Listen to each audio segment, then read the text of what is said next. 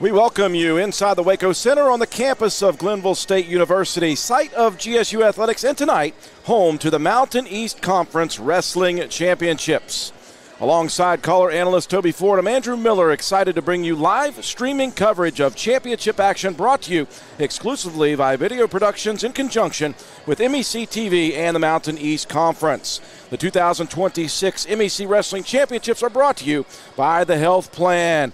Toby Ford, I'll bring you in. Welcome back after a couple-year hiatus for this tournament. We had you the last time when this was hosted by West Liberty University. We are in a new facility here, and I know the folks here at Glenville State are very excited to showcase what they can do in this facility. And, thank you, first of all, for welcoming me back. It's nice to be here, and it is. What a venue it is, and they are showing it off.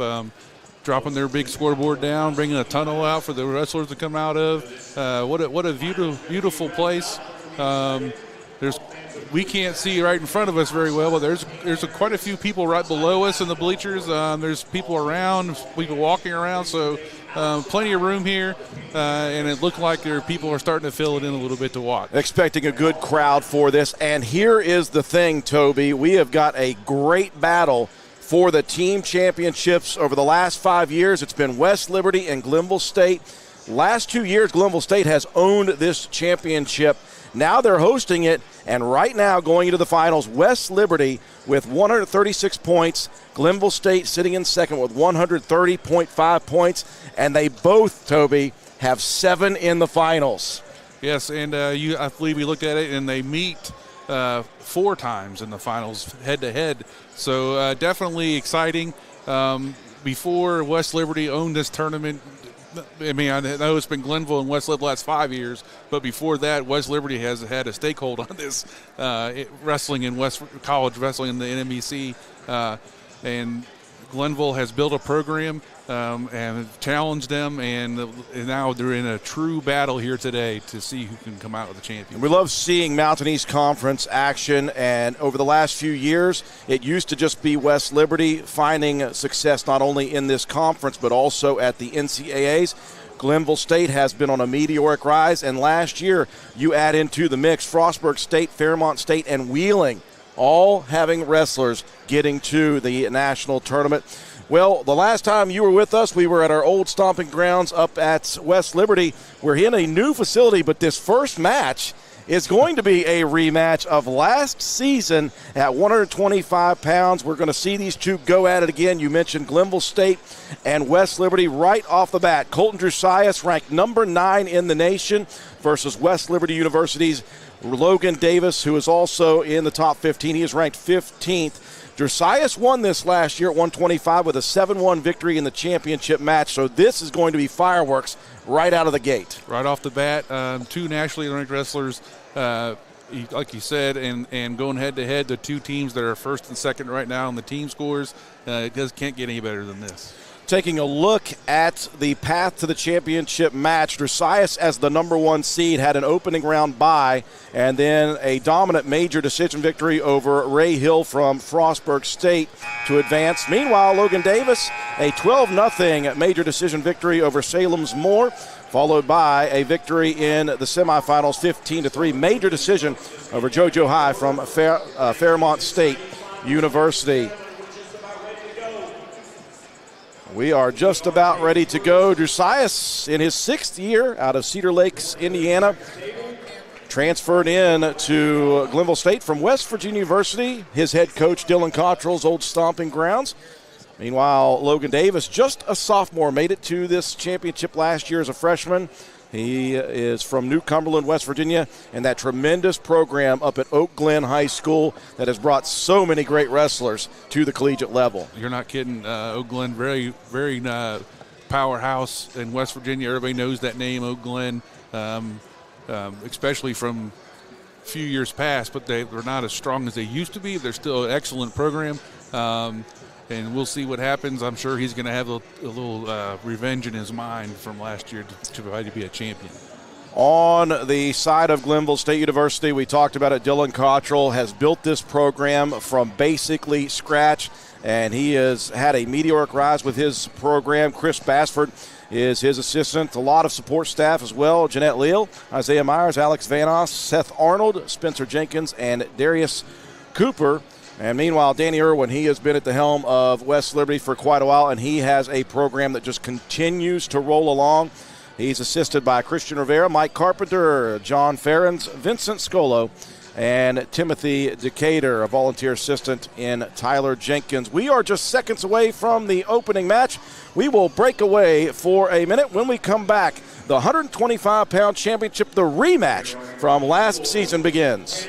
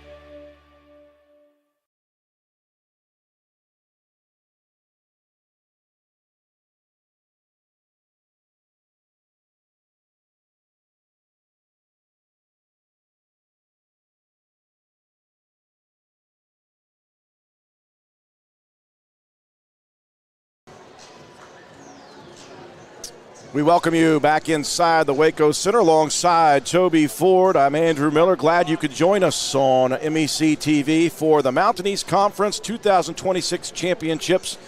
And once again, you heard Toby while we were on break, the public address announcer introducing the team scores. A lot of cheers when Glenville State came up with 130.5, and then some boo birds for the 136 points of West Liberty. And again, Toby, it's going to be very interesting, as you said. 7 in the finals for Glenville, 7 in the finals for West Liberty. They'll meet 4 separate times. So it's not just important to win matches.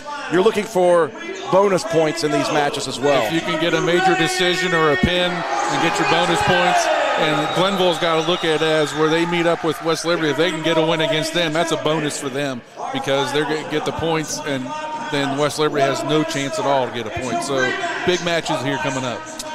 We are going to let the public address announcer meet up the two. Colton Drusias and Logan Davis will be ready to call this match in just a second. Here we go.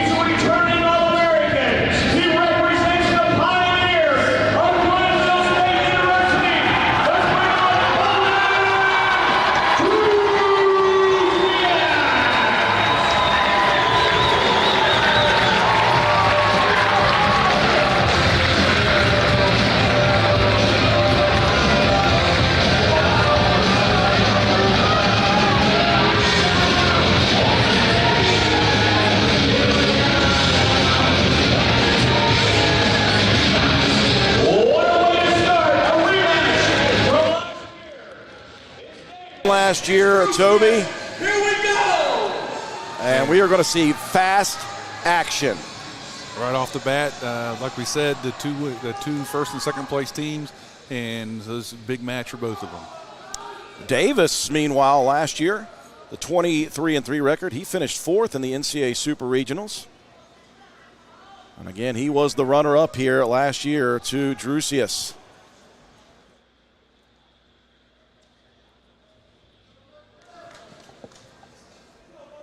Kind of feeling each other out. You see that a lot when in the first period. See what they can try to do. Yeah, Davis with a quick little ankle pick opportunity. Goes after it again. Nice counter shot, though, by Drusius for 3.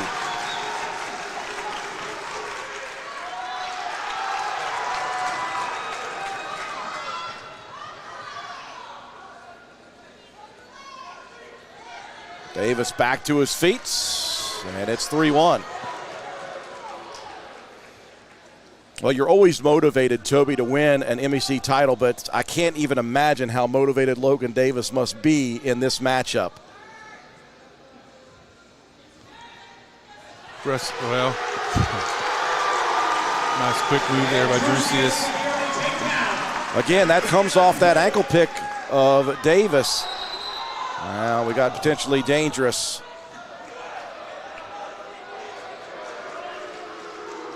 Well, it looked to me like Davis had a good opportunity the first time. Next time, I think Drusius was ready for that ankle pick, and the counter shot works to another takedown. So this thing ended last year 7-1. Right now it is 6-1 in the first period. Drusius with a 6-1 lead early.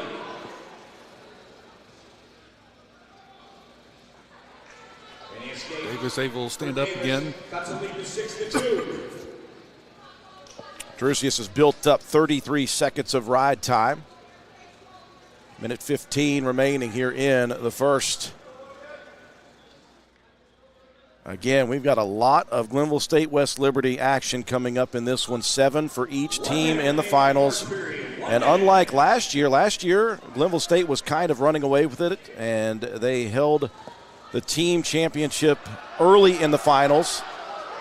This year, it could be anybody's.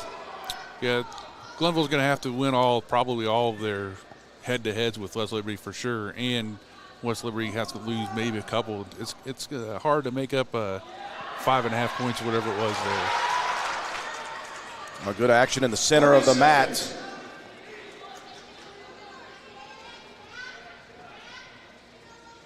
As the two wrestlers disengage with 30 on the clock. So far it has been 2 counter shots by Drusius. 15. And then a couple of escapes for Logan Davis, the sophomore. There you saw again, he's trying to reach a pick, and Drusius is able to fight it off with the with the arm on top. And almost kind of like a slide by. Davis getting some instructions from head coach Danny Irwin. As you look on the side of Glenville State, Dylan Cottrell, he always is relatively from a distance, very compact. He doesn't seem to get too excited on the in the coach's circle there. But he is barking out instructions throughout the match. So Drusius will be on bottom here as we begin the second period. We mentioned the points lead, so for Glenville State, if they want to make the comeback here in the finals, they could do well to get bonus points. We've got a locking of the hands, so another point going to be put up here for Drusius. Davis, not sure. Drusius moving so fast that he kind of caught him when he went back down to the mat. He didn't have time to unlock his hand, so it's a tough call, tough on Davis there. And Pioneer wrestlers in the championships will have to try to gain not just victories, which is hard enough as it is in the championships, but they're looking to try to get major decisions, tech falls, pins, anything that will add a bonus point. Drusius to his feet now. Davis able to cancel out that 33-second ride time down to 16. So ride time not a factor at the moment.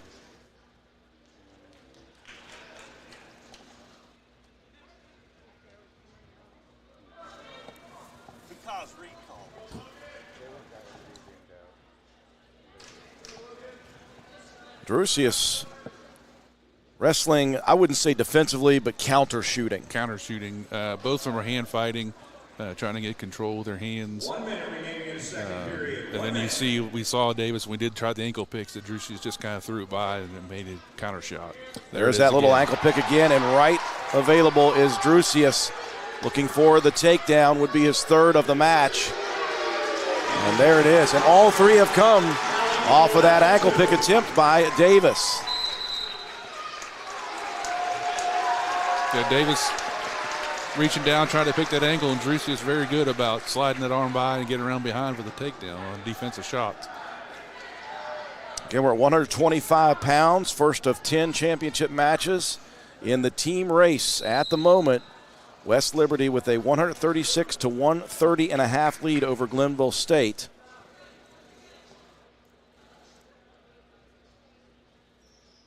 Meanwhile, in the team scores, at the moment, Frostburg State healthy at third. They've got a couple in the championship matches at 105. Fairmont State with 85.5 in fourth. They have one in the finals. Wheeling with a pair in the championships. They're behind in fifth at 75.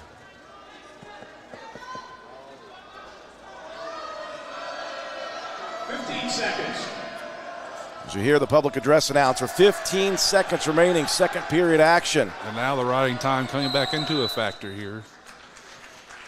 Now we got a stall warning on Drusius. You're right, Toby. He's got that up to 54 seconds if he's able to hold on. Actually, they reset that, to 49 seconds. 4 seconds. And Drusius will ride out the second period, so 56 seconds of ride time. And you know Davis is behind. He's probably going to choose bottom. And he did. So Drusius, looking over at his coaching staff, he's going to hopefully be able to keep him down for 4 seconds. Meanwhile, Davis, it'll be imperative for him to get that first move quickly. He tried to reach back, but Drusius blocked it with hand control. He did get the... Davis with the escape. That's a lead to 11-3. So he did get enough time to get over the minute. 107 of ride time at the moment. So for Davis, it's go time here in the third. He's got 1 minute and 35 seconds to work. Went deep in on a shot.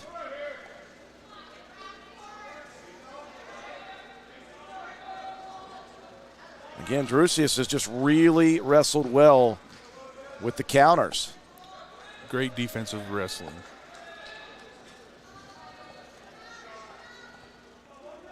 Near the edge of the mat, steep shot by Davis.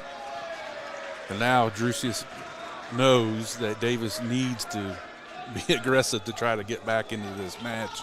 So he's definitely going to be ready for it. He was very ready for that. Davis with a very fast shot off the break. You could hear some chatter amongst the fans here at Glenville State. Maybe he thought it was a little quick. Davis stalking. Drusius does have a stall warning already. And there's the second stall. There's a point for Davis. Drusius at the edge of the mat, though. Just about in there, take down him. He's got a hold of that leg.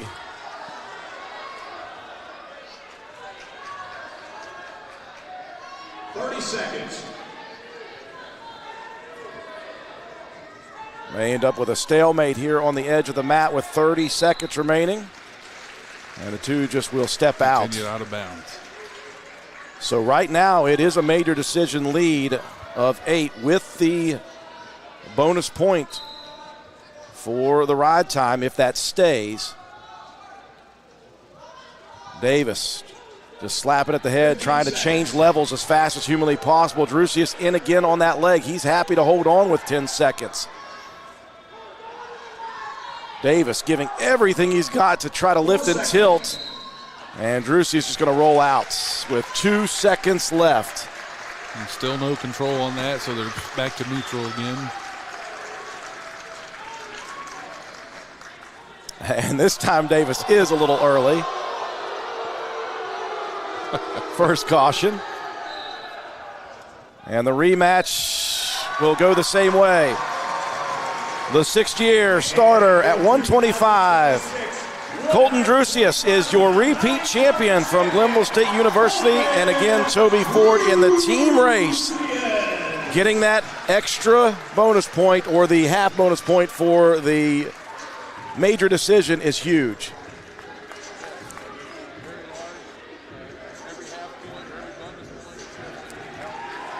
We move to 133 pounds. He's a freshman. He's currently ranked number 1 in the country. Coming in with a record of 17-0. He represents the Bobcats.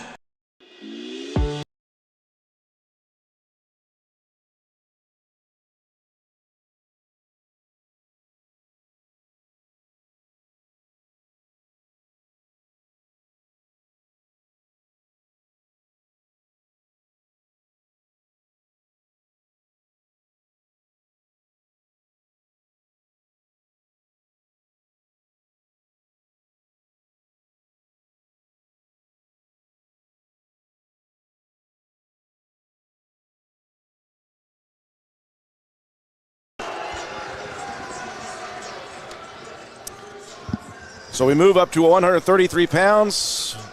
As if I don't let Toby Ford talk enough, I tried to take him completely off the air. He's back with us. Here we go. 133-pound championships. Number 2 ranked in the nation from Frostburg State University, Tanner Holling. He's the number 1 ranked wrestler in the conference at this weight class. He is only a freshman out of Roarsville, Maryland.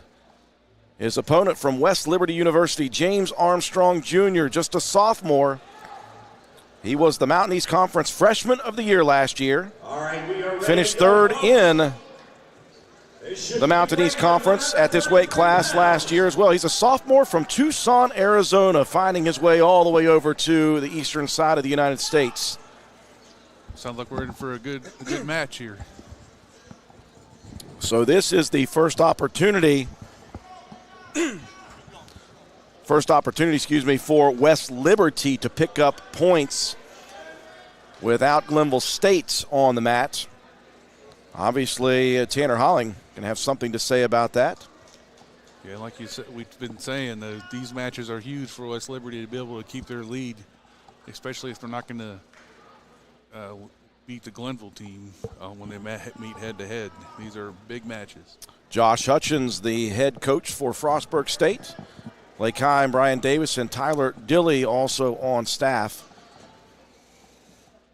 for the Bobcats.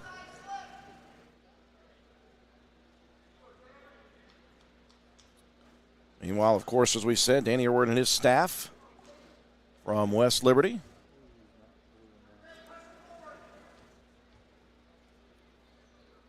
Just like the match before, kind of feel each other out here when the whistle blows and start off the match and see who's going to try what.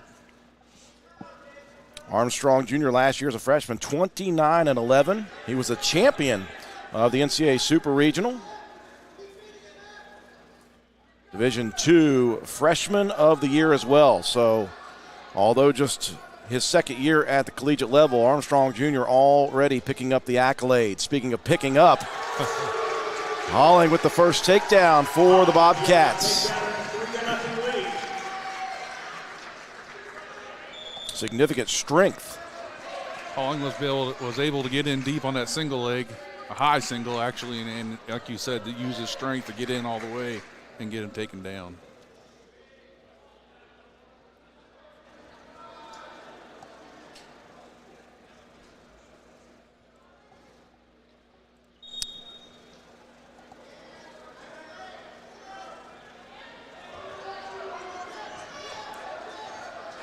A nice escape for Armstrong.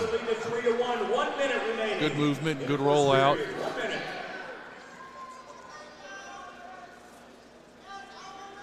For Frostburg State, Holling looking to be, Toby, the first champion from the MEC. Now, they've only been in this conference for 3 years in wrestling. This is the 3rd year, so they do have 4 runner-up finishes in the previous 2 years. And he's in again on a high inside single. 30 seconds.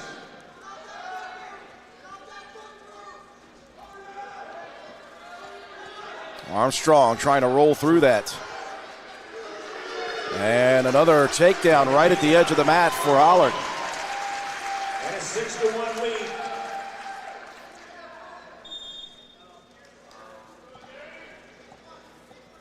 So the freshman from Boonesboro High School in Oroville, Maryland.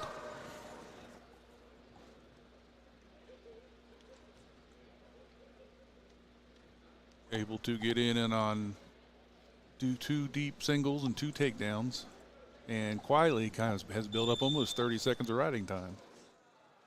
A very nice get from Coach Josh Hutchins. And he has made his mark immediately. Moves a little quickly on the reset.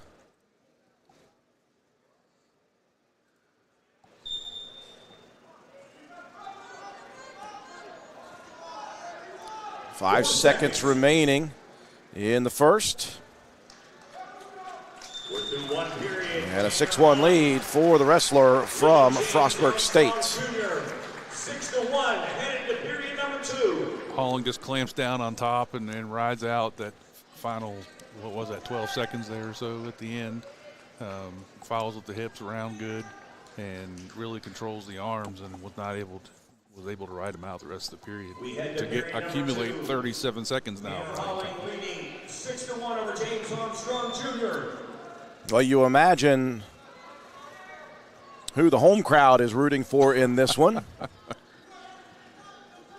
Meanwhile, the West Liberty faithful hoping for some points on the board here in the championship matches.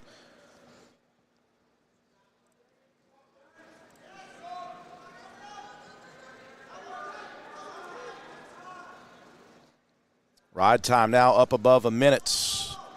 In the team scores, Toby, it is 136 for West Liberty, 133.5 for Glenville State with that major decision victory at 125 from Drusius.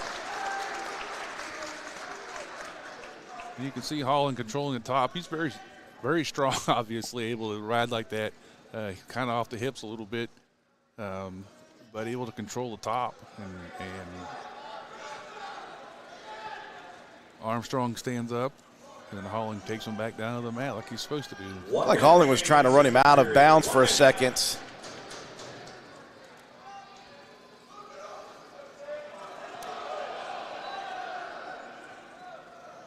And the 2 will filter out. Saw the official starting to count.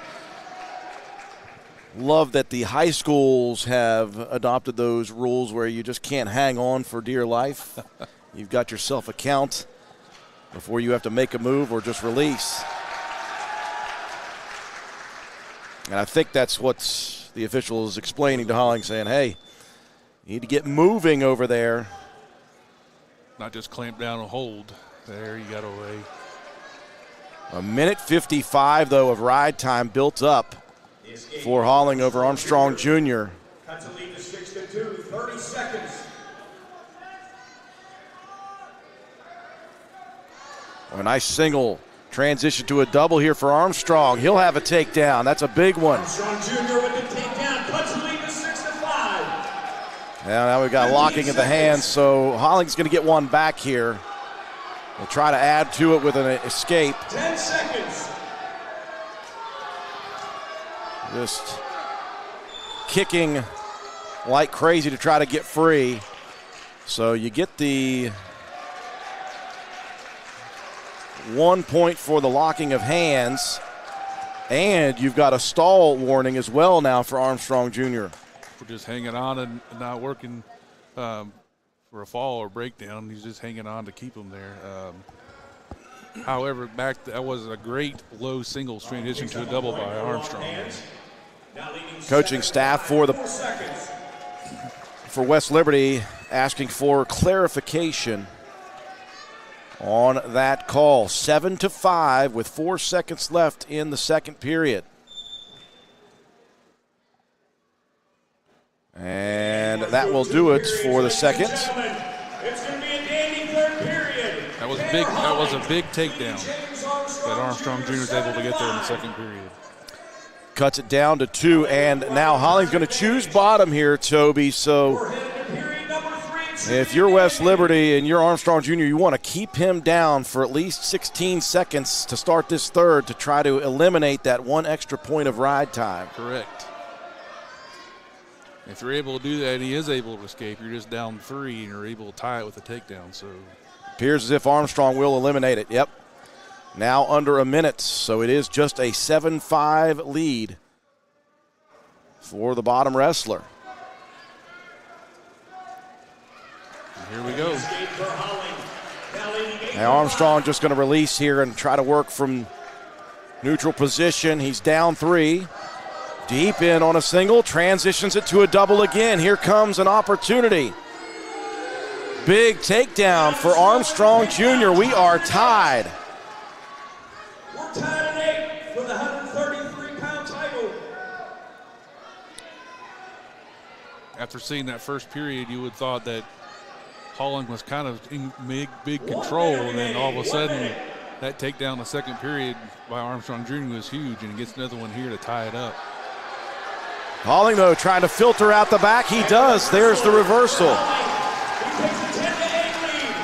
Huge reversal with 40 seconds left.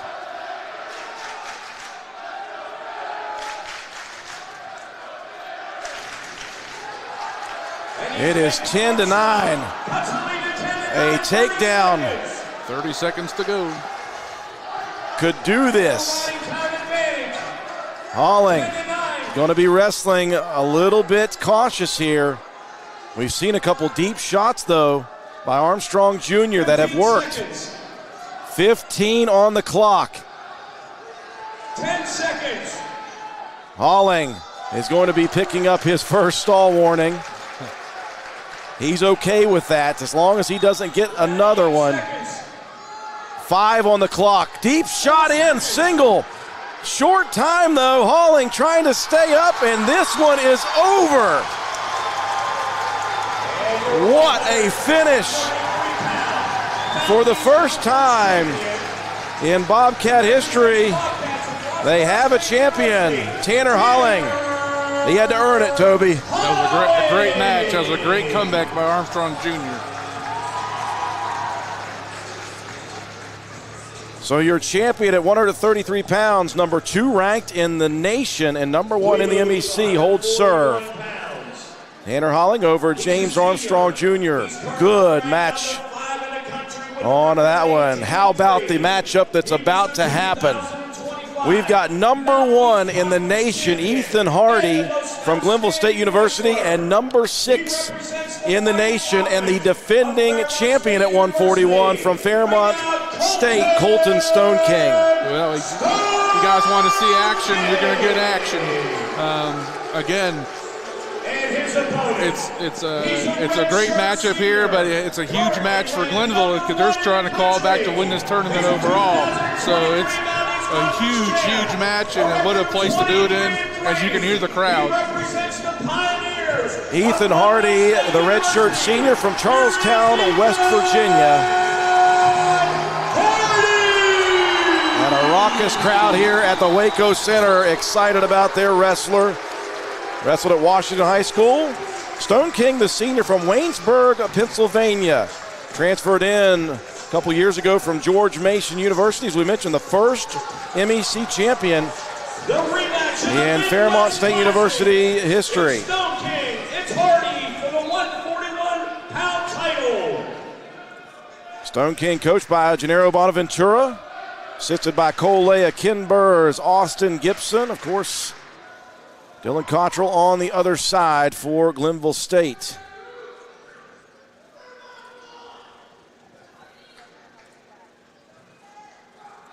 You got Hardy kind of pushing forward, and Stone King was kind of acting, but he had a nice low single there.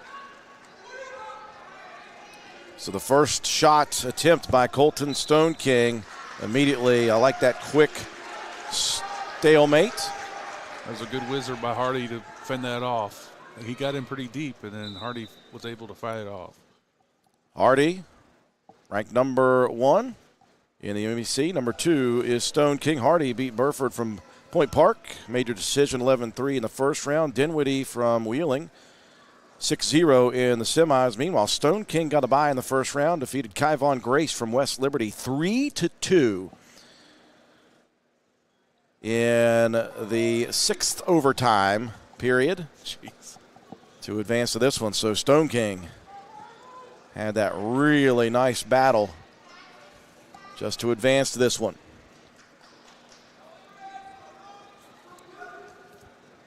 Really just one shot so far in the first minute plus. Stone King in on that single. Hardy battling Hardy there, try to control the hands with 2-on-1s and control the arms and maybe lead into a shot somehow.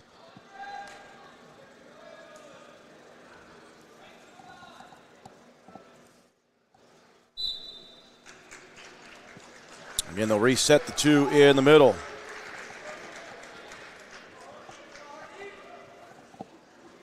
Stone King, what a season he had last year. He was an NCAA All-American. Finished 5th in the national tournament. Again, Hardy grabbing the hands, using hand control, which is really kind of looks like it's frustrating Stone King a little bit.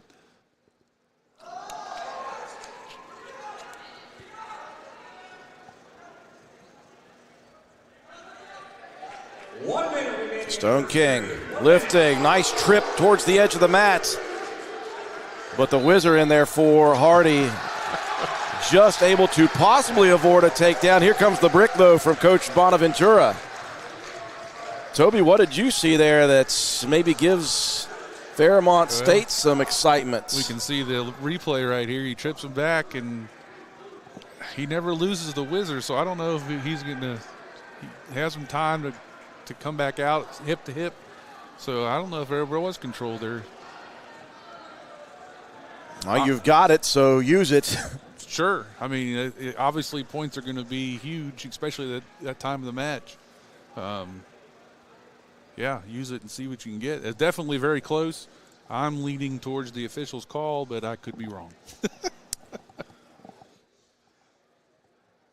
We will never challenge the officials. And the great thing about it is they do have instant replay, so the officials will take a look at this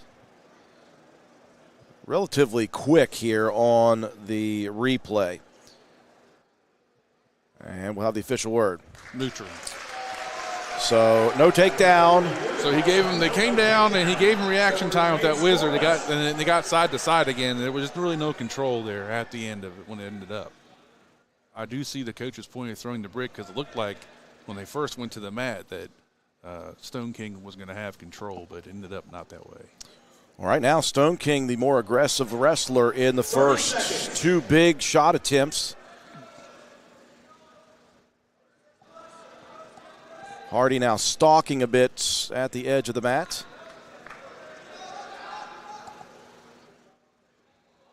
You can see Hardy it'd be very frustrating wrestling. He's always reaching up, grabbing hands, and making you work back out of that.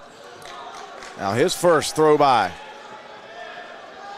Edge of the mat, short time though, just a couple of seconds left.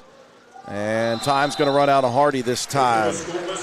And you see he had a 2-on-1, and when Stone King's so frustrated pulling back out of that, Hardy just follows back in with the shot. So. Well, it took Hardy, I think, a little bit longer to find his open look. Got it late in the first. He'll choose bottom position as we begin the second.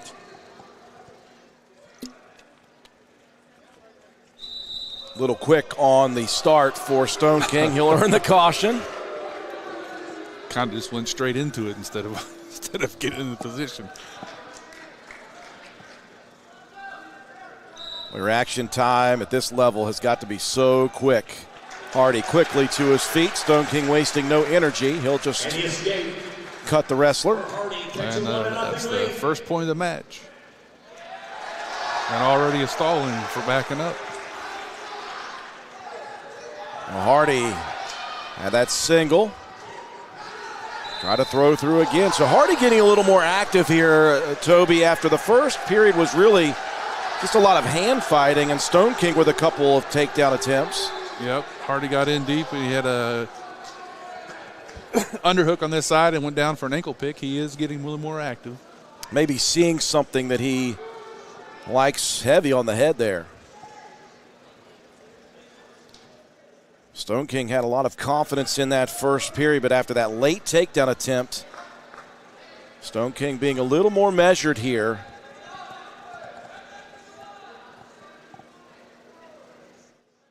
Two incredibly high-quality wrestlers going at it here at 141. Reshot, and there's the underhook. Good defense by Hardy. Hardy trying to keep that 1 point of contact in. Official said, let's reset in the middle.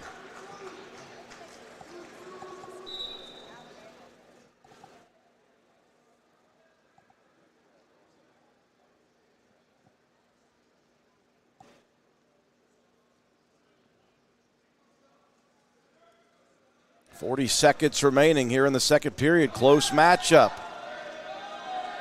Hardy looking for both those underhooks, and he is getting very aggressive now in this second period. 30 seconds. Again, it's all coming off the hand fighting up top. And Stone King battling it back, trying to get his hands back, and Hardy will follow it with shots. And you could see Stone King trying to flee the mat, and he'll pick up that second stall, and that'll be a point for Hardy. Well, it's pick your battle there. You almost get you're going to give up a takedown, or you give up 1 point. 3 or 1. Again, another underhook. He's going to try to throw it by. Now Hardy, he's got to not get loose here with his shots. Stone King incredibly dangerous. We're through 2 periods. Ethan Hardy But Hardy with the lead. An escape and a second caution or second stall call. Immediately Stone King will choose bottom here.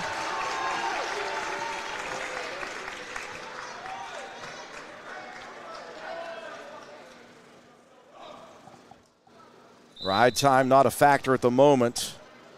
Just 5 in the favor of Stone King. And that eliminated. Now we're going the other way. We'll see what happens. How long you can ride him here. Very impressed with Hardy's hand control and reaching across and controlling the arms and the hands of Stone King. It's very, very frustrating on Stone King. Stone King try to reach back, gets to his feet, try to Granby through there. And almost gets the escape. Hardy, though, deep back in to try to keep top position. Now you see Dylan Cottrell over there gets to his feet. That's a rarity. Boy, great top position wrestling by Hardy. Stone King was as good as loose there. Ride time now becoming a factor for Hardy. 51 seconds left. 1 minute remaining in the third period. 1 minute. Hardy trying to stay on top at least for 2 more seconds. Now he has a minute of ride time. That's huge. That is big. Right before the stalemate whistle. So essentially at the moment the lead is 3 for Hardy.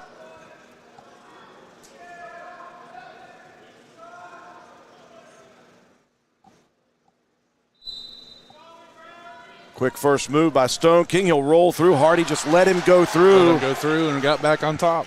Boy, that is incredible wrestling. But Hardy is in bad position now. And here comes the brick again. I wasn't sure, Toby, if they were out of bounds or not yet. Coach Bonaventura was extremely confident that they were still in bounds. And he'll throw that brick a second time in this match. He's going to take them all right now. See here on the replay.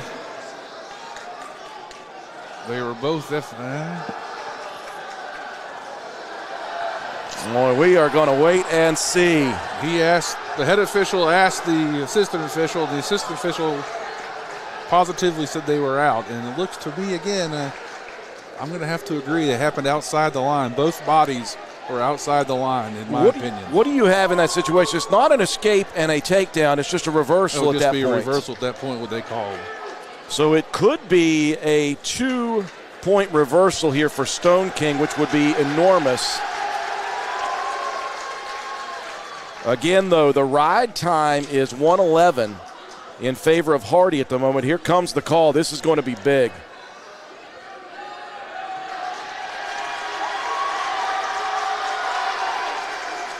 And they said they're out of bounds. And much to the dismay of Coach Bonaventura, that was ever so close. It was very close, and it's hard to see, but when he slowed it down, they were on the replay. You could see they were definitely out of bounds. Both bodies were out of bounds. It's the right call, but it happened so fast during live action that I don't blame them for the review. Quick escape here, Stone King. He has got the ability. Hardy, though, working those hands and wrists again. It is 2-1, but the ride time point is nearly locked up. In on a couple of single leg shots, going deep for those high crotches. Hardy basically just with the underhook trying to hold on at this point. 10 seconds remaining. And they are going to stop action over at the edge. Stalemate. Really maybe just a couple more shot attempts here for Stone King. Oh, in on the single here. 5 seconds left. And it's going to be a takedown right at the end. Oh my goodness. Stone King with 1 second remaining. Your 2026 141 What a finish. Mountain East Conference champion,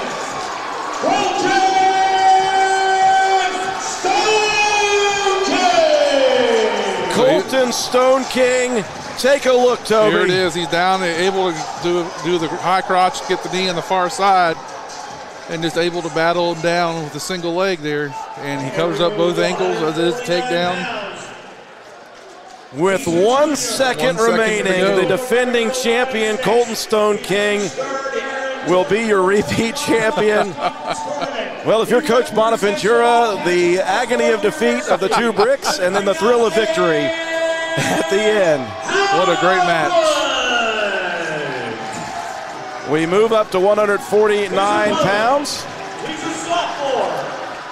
Frostburg State's second championship contender here, Gage Halbron, the junior from Indiana, Pennsylvania. West Liberty University. Let's bring out Tony Wood. His opponent from West Liberty University, the sophomore from Portland, Indiana, is Tony Wood.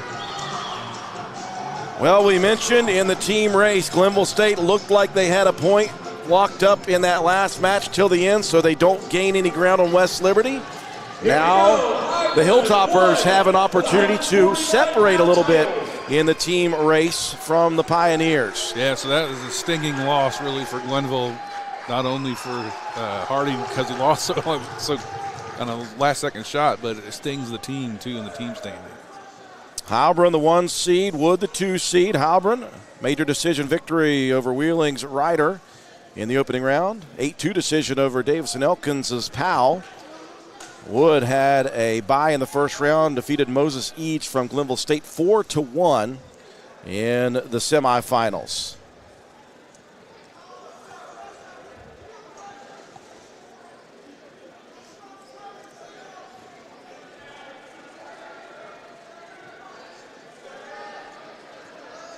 Sean Johnson from Salem University won this last year at 149. He was the first ever from Salem to win an MEC title. He's, in fact, by the way, on the staff for Kohlhauser now at Salem University. How about that program, who brought just a couple of wrestlers last year? They have a full team, and they got one in the finals as well. Wow. We'll see Sean Thomas later on in the evening. Right now it's Frostburg State and West Liberty.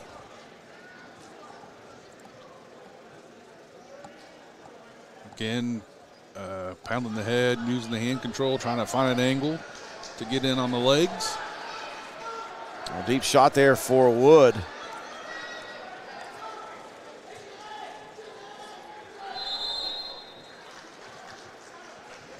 Stalemate whistled as they'll re-enter the center.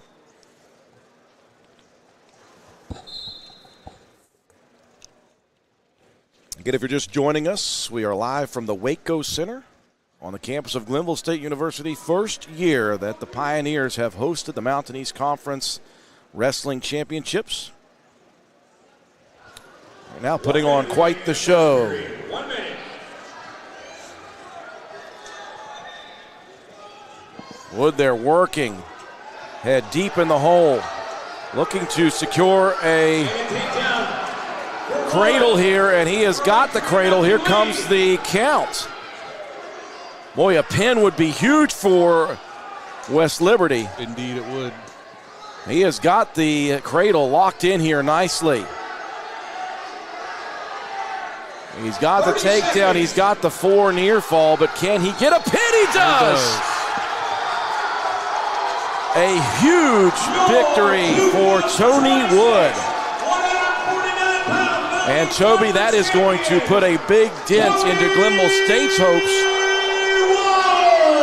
As Tony Wood, a first period pin at 149 pounds. He clamped down that head and had it down there and worked that cradle in very nicely to get around it. Again, controlling the head the whole time and worked around and locked that cradle in for the pin. Yeah, Wood had that head inside the guts, basically, of Halbert and just would not let up on it. Well, we move back into the team battle and the battle between West Liberty and Glenville State here at 157 pounds. For West Liberty University, ranked number 9 nationally, is the junior Nico Taddy.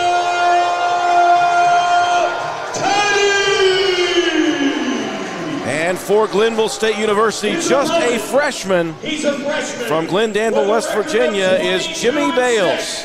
He represents the Pioneers of Glenville State University. Bring out Jimmy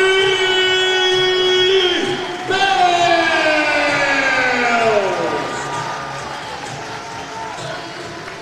Taddy from McDonald, Pennsylvania, wrestled at West Allegheny High School. Talk about tradition in Western Pennsylvania. Meanwhile, Bales wrestled in the southern part of West Virginia at Woodrow Wilson High School.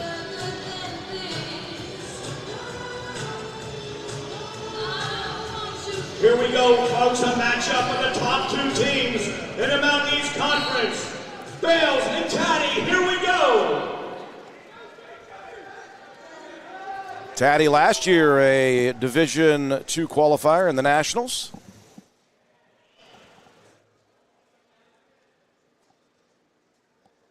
Was a champion last year at 149 pounds.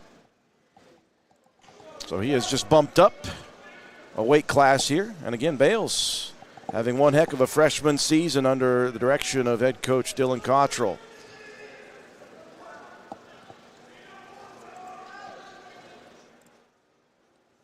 Again, feeling each other out, trying to find that opening to get in on the legs. And Toby keeping pace on this team score. Ooh, I'll wait for that call. Taddy almost with the first takedown. Bales going to back up to the center and reset his thoughts. Bales tried to throw him by, and Taddy just fouled the throw by in with the shot and almost got him. After the huge pin at 149 by Tony Wood, team scores West Liberty 140, Glenville State 133.5. A 6.5-point lead.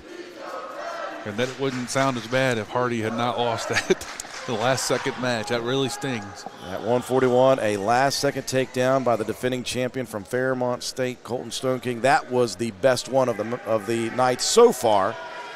Still have a lot of matches to go. Bales had a nice headlock there for a second, couldn't do anything with it.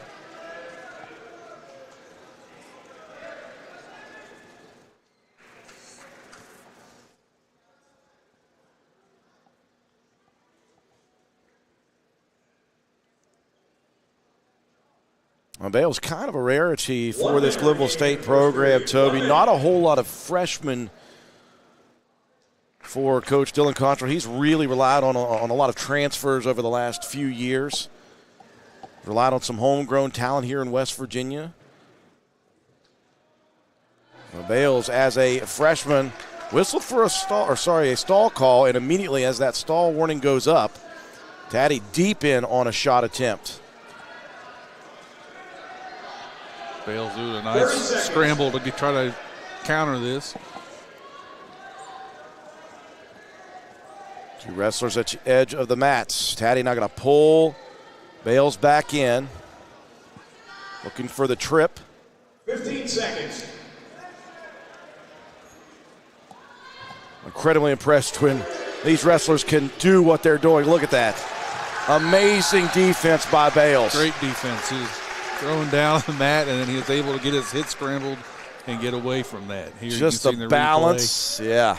And get the hips back and away, and he's out. Good defense. Taddy had the trip there, but couldn't secure the takedown before Bales pulled that leg back.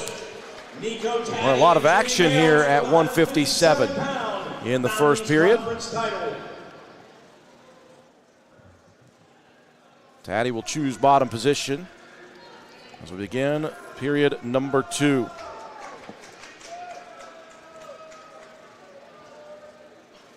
Taddy the 1 seed, Bales the 2 seed. Seen a lot of chalk here in these championship matches.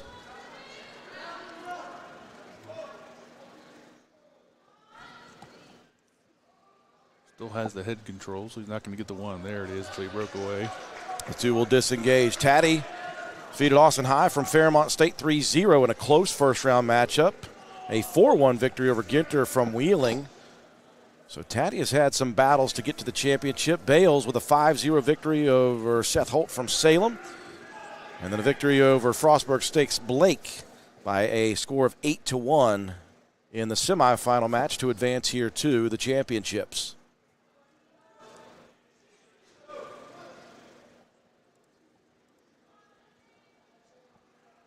Again, a lot of hand battling, head control, trying to find that opening. But neither one of them really cracking and giving an opening for somebody else to shoot. So 1 minute remaining in second period. 1 minute. Bales trying to fill some big shoes here at this weight class for Dylan Cottrell. Guy DeLeonardis, 2-time defending champion, 24 and 25, has moved on. But Bales trying to keep it in the family here at 157 for the 3rd straight year.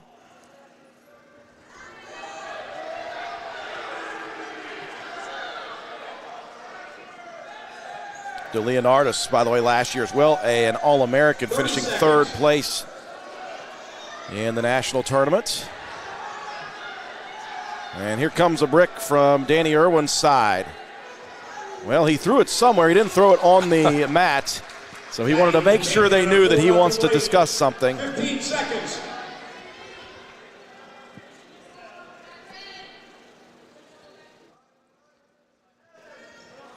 Takedown given, though, so it is 4-0. And time has run out. And I believe the point was given, but that was after the time expired. And now Dylan throws his brick. There's bricks flying everywhere on the mat here, folks.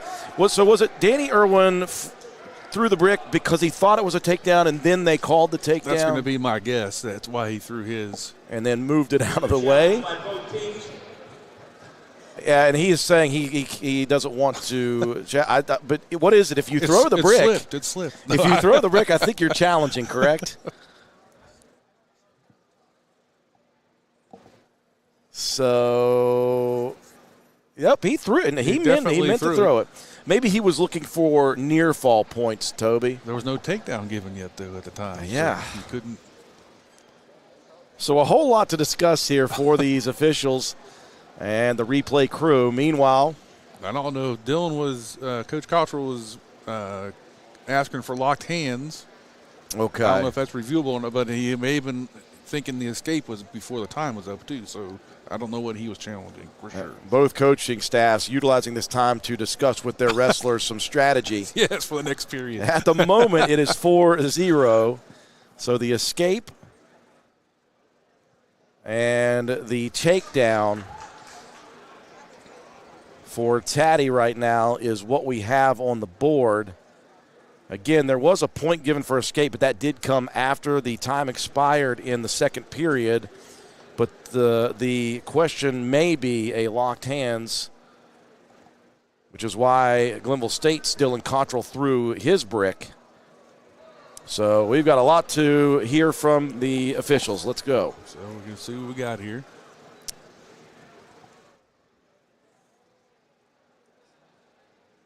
Returning the bricks. We've got multiple officials now. It'd help if they were pointing our direction that we could see what was going on.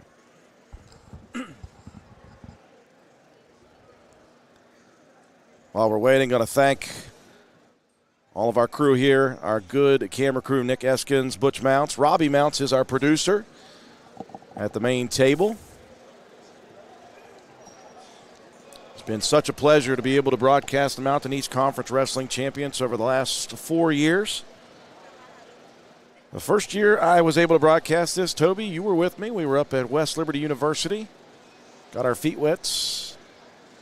I had my main man, John Penna, with me the last couple of years, and you are back with me this year. Happy to be back, and I'm sure it's exciting this year, and I'm sure it was past couple of years. It's always good wrestling here in the MEC. We are in a holding pattern because bricks have been thrown. First, it was Coach Danny Irwin from West Liberty, and right at the end of the second period, Coach Dylan Cottrell from Glenville State had a challenge. Again, we are so close in the team race right now. 140 to 133.5. West Liberty leading the team race.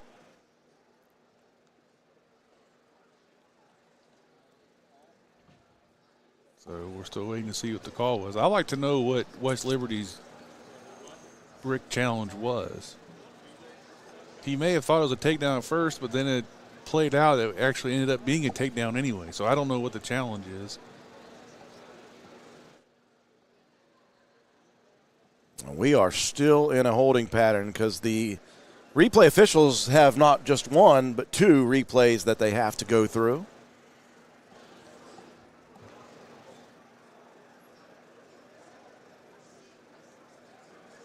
Okay, so it was a locking hands call. Toby, you are a steely-eyed missile man, buddy. Coach Dylan Cottrell was challenging a illegal locking of the hands, so there will be a point given to Bales at the end. And I don't know what the other challenge may have been. Again, it may have been the takedown that eventually was given. I guess, but did the period not end? They put some time back on the clock. So should there not have been any escape then? I'm confused. You are not the only one in the building right now. We move to the third nonetheless. 4-1 going to the third. Here we go. Ride time not a factor entering this final period. Bales choosing bottom position.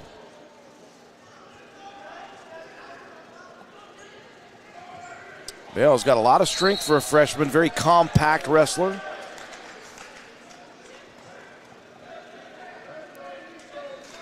Able to get up, but wasn't able to get the hips out. He was kind of getting kind of shoved. Again, Bales does have one stall warning. Although you would imagine down by 3, he will not be the one stalling here in the third. I wouldn't think.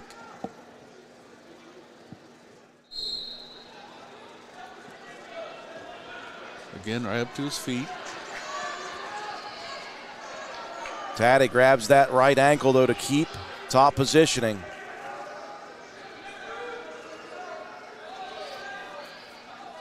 Bales back to his feet. Tough position there right near the edge. Because if you're Taddy, you could kind of just rotate sideways to get out of bounds. Out of bounds.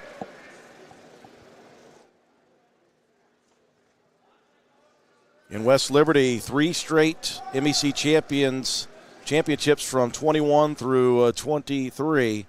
And then Glenville State came on the scene. They finished runners-up in 22 and 23. Glenville State's victors in 24 and 25 at West Liberty. Now the Hilltoppers trying to spoil the homecoming party for Glenville State in their first year at the Waco Center. Returning the favor.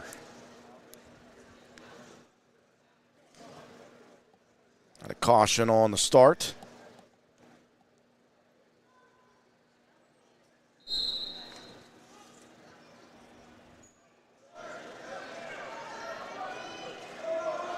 Another good breakdown with the deep waist around controlling him, and now he has a good bar over here.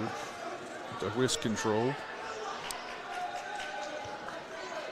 Bales trying to get back to base. Taddy heavy from the hips right now.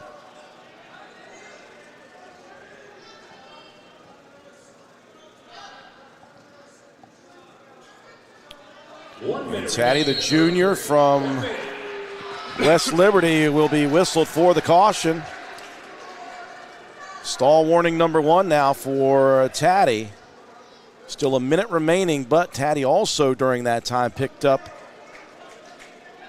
a minute 5 in ride time. Riding time. Yeah, Taddy's called for the stalling there. He just riding the deep waist, not getting off the hips, but reaching around at the deep waist and just riding them and just kind of laying on them, actually.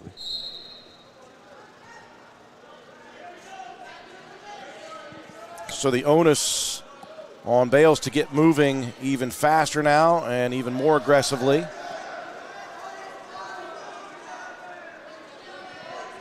Taddy tried to throw in that wing, and now they're going to get the second stall call on Bales. That is a point for Taddy. It looked like Bales maybe just flat on the stomach. 30 seconds. Official said not moving enough. Yep.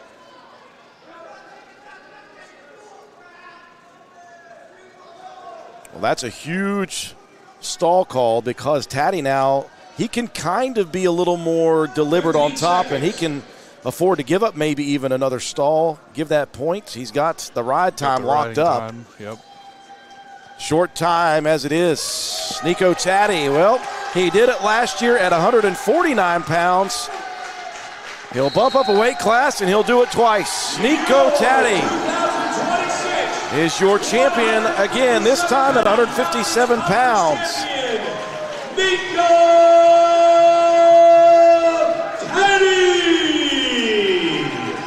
And Toby, as far as team results are concerned, we're not saying the hefty lady is singing, but she may be warming up here. She might be warming up. He's a redshirt senior coming in with a record. That's a big win because that's a West Liberty versus a Glenville, and Liberty walks off with the win on that one. He represents the Tigers Glenville State of Salem University. Still has 174, 84, 97, and 285. But West Liberty has 165, 174, 184. He represents the Hilltoppers of West Liberty University. Let's welcome Jordan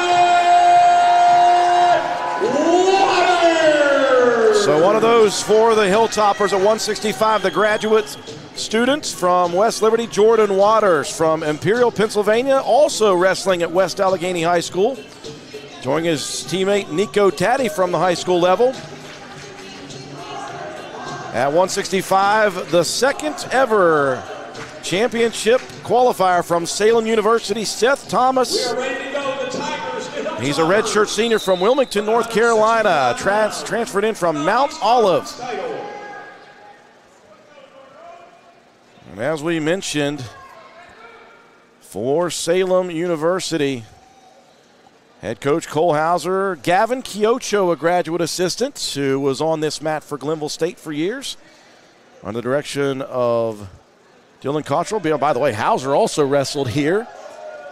And Sean Johnson, the student assistant who won a title here, the first ever last year from Salem University. Waters in on a body lock there quickly. Now Thomas trying to keep that whizzer in on the edge of the mat. There, he broke it loose, armed out. Hold through, though. Nice move here. That was a nice move. Potentially dangerous, or else Seth Thomas might have squeezed out the back and picked up the first takedown.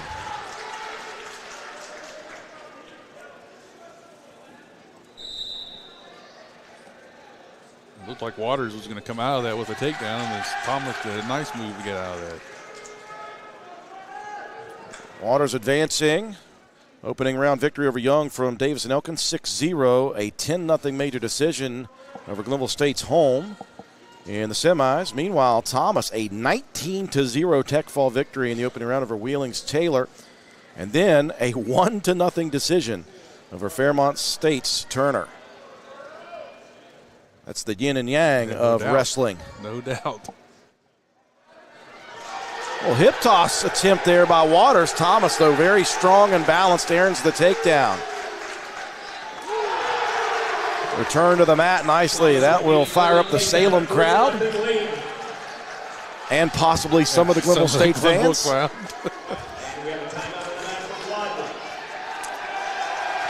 a little bit of blood time here. Thomas playing to the crowd at the moment. Team scores through the 157. Boy, as that went down, I was going to look at the team scores. 142 now for West Liberty to 133.5. That is an 8.5 point advantage. Glenville State University. Well, Toby, yeah, if you're Glenville State, you've got to hope that Salem and Seth Thomas wins this one. And then not only will you need to run the table, you're going to need to run the table with some bonus points. With some bonus points to be able to win this. So they're not out. It's not out yet. It's not set in stone. Like you said, she's warming up, but she wasn't singing yet. The battle for third, it looks as if Frostburg State is going to finish third once again. That'll be 2 of the last 3 years that the Bobcats will finish third in the conference. Fairmont State back and forth with Frostburg from third to fourth. They'll finish in 4th place. Wheeling strongly in 5th, Salem in 6th. And then Davis and Elkinson Point Park tied for 7th. Point Park, by the way, new to the conference. Waters with the escape point for West Liberty. Remaining in the first period. 1 minute.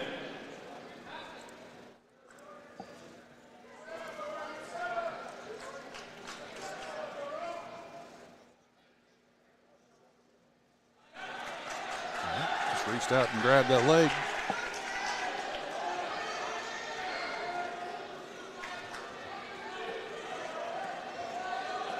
Thomas trying to reel that leg in. Well, how about the body lock and the strength by Waters. Thomas, though, great body movement. Boy, what a battle here for just a takedown. Just a takedown. May end up. Might see a brick here. With a takedown. You might There's a takedown. Well, we saw Coach Irwin a little bit quick on the draw on the last match. This time he'll wait and let it play out. Reversal given there to Waters. It makes it 4-3. Now Thomas trying to squeeze out the backside. Couldn't do it. Got a couple of really strong wrestlers right now on the mat.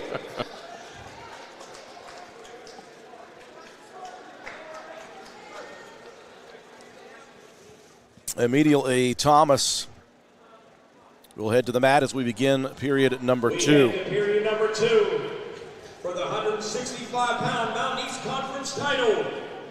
Jordan Waters leading Seth Thomas 4-3. Little fast on the movements by Waters.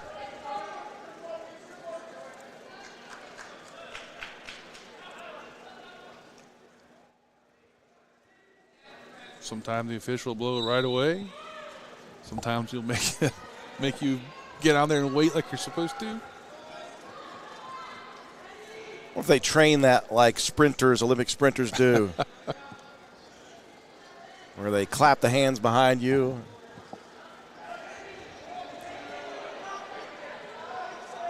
And Waters cranking on that left arm of Thomas, looking for some near fall points.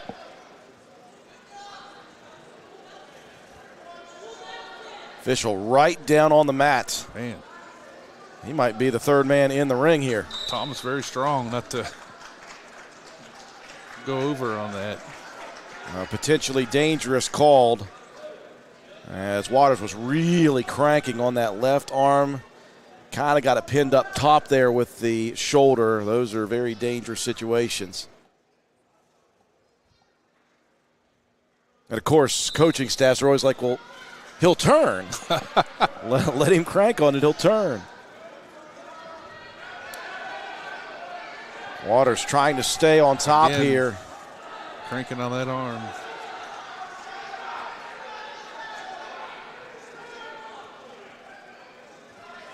One minute remaining in the second. Boy, got in, turned around nicely, and here comes the near fall. Boy, if this turns into a pin, this could be the final nail in the coffin. Could be huge. Could be the winner here for West Liberty. Well, that was close. Waters, and there it is. A gigantic pin at 165 pounds for West Liberty's Jordan Waters, and that may have sealed the deal for the Hilltoppers. Jordan Waters! At 165 pounds, the graduate student from West Allegheny High School with a pin victory. He's the champion, and he may have just given Danny Irwin another team title. It's going to be very, very hard for Glenville to catch up now. Like you said, it may be over for team-wise. Of West Liberty University. Let's bring out Carter Weingartner. Well, we'll have a rematch of Glenville State West Liberty at 174. You hear number 8 in the country, And his opponent, Carter Weingartner. junior, with a record of 7-1. He represents the Pioneers of Glenville State University. Here is Ethan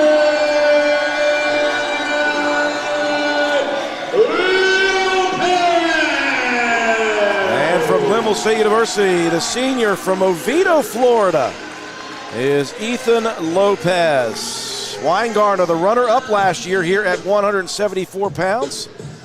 Graduate student out of Zanesville, Ohio, wrestled in high school at West Muskingum. Lopez a transfer a couple of times, Lander and King University. For the 174-pound title, Lopez Weingartner.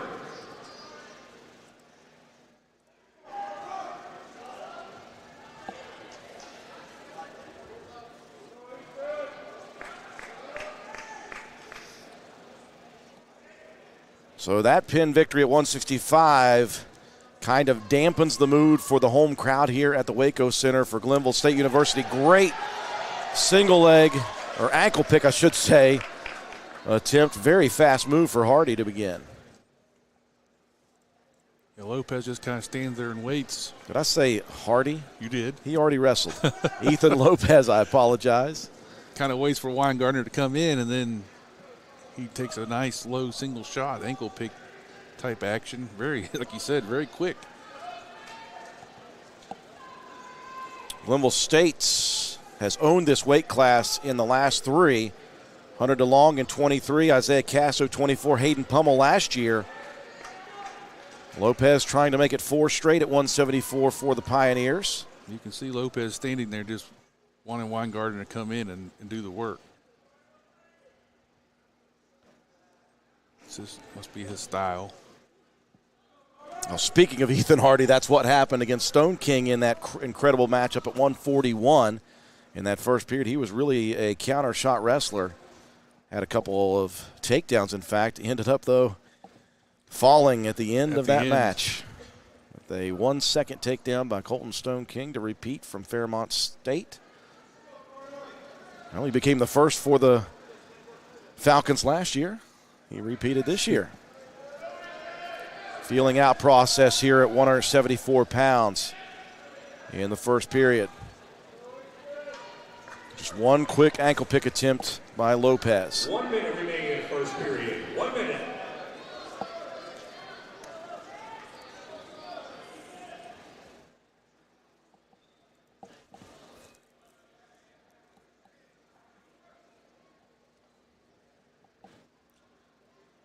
Again, each one of I think is just kind of waiting for the other one to come in and present themselves as looking for the open shot for them. Saying you make the first mistake. make the There's first the ankle one. pick again. Oh, 30 seconds. Lopez almost had it. Nice defensive wrestling, though. Weingartner got out of there fast. Weingartner, the ranked first. Meanwhile, Lopez ranked third. Weingartner 3-0 decision over Rodriguez from D&E in the opening round. A 19-4 tech fall victory over Kamar from Frostburg in the semis. Lopez a 9-0 victory over Salem's Downs. And then an upset victory over Josh Woyen from Fairmont State, 8-2 in that semifinal matchup. We've had chalk really throughout these championship matches. Lopez, in fact, the first 3 seed to make the finals. Yeah. Lopez on bottom to begin here in the second. He didn't waste any time when it was his choice. He took down. And Weingartner wasting no time, just cutting Lopez, giving up that point.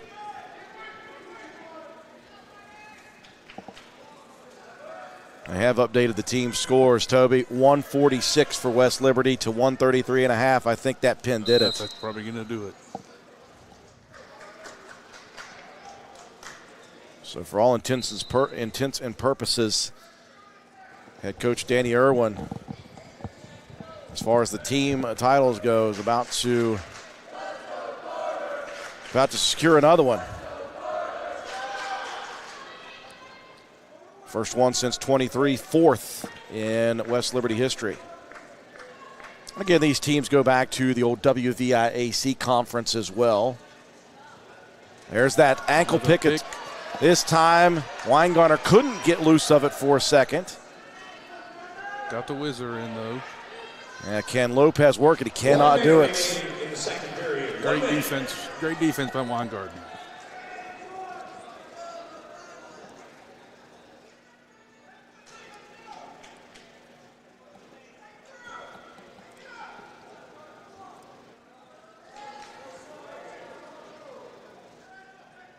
Got about 35 seconds to go, and I have a feeling if it goes in 1-0, I know what Weingartner's going to choose. Yes. 30 seconds.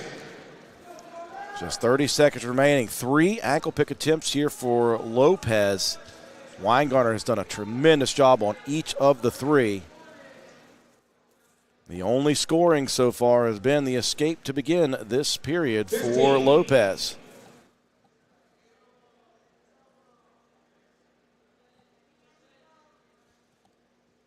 Neither wrestler 4 seconds. in any doubt for a stall warning or anything. It's just been going at each other. So it's going to be Weingartner choosing bottom here in the third. 74-pound Mountain East Conference title.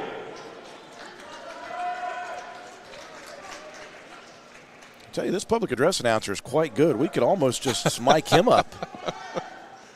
He keeps everybody informed, that's for sure. Makes it exciting. Weingartner headed to his feet, return quickly, back up to his feet again. And he will work his way free, knotted at 1 in the third.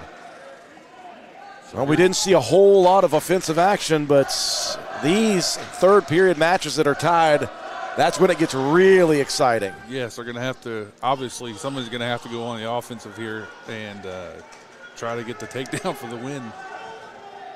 The 2 will disengage, and both work from their feet in the center. And unfortunately, from watching them, I think it's against their styles. They're both kind of defensive guys, I believe. I see Weingartner going after an ankle pick. Tried that at the end of the second period as well.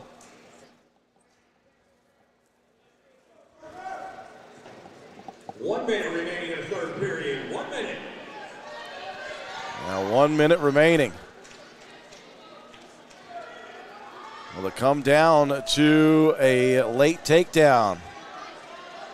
With both of them very quick.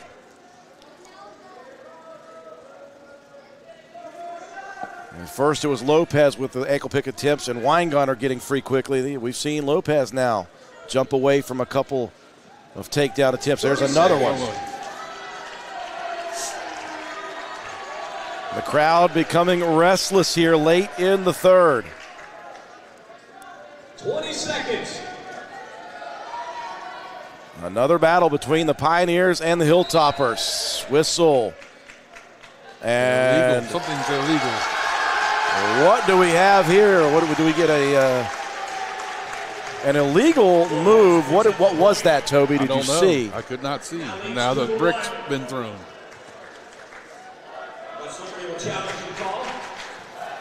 Well, we've seen some bricks here in the championship matches. Just a few minutes ago, we had a brick apiece. One from Danny Irwin from West Lib, one from Dylan Cottrell's side from Glenville State. I don't know what the illegal move was.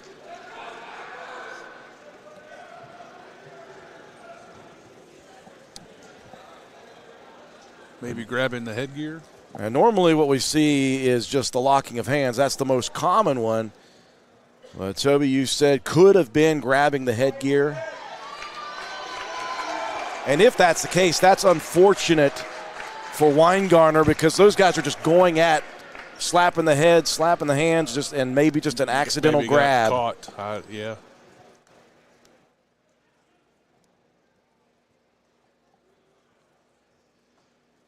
Well, we'll get the official announcement here.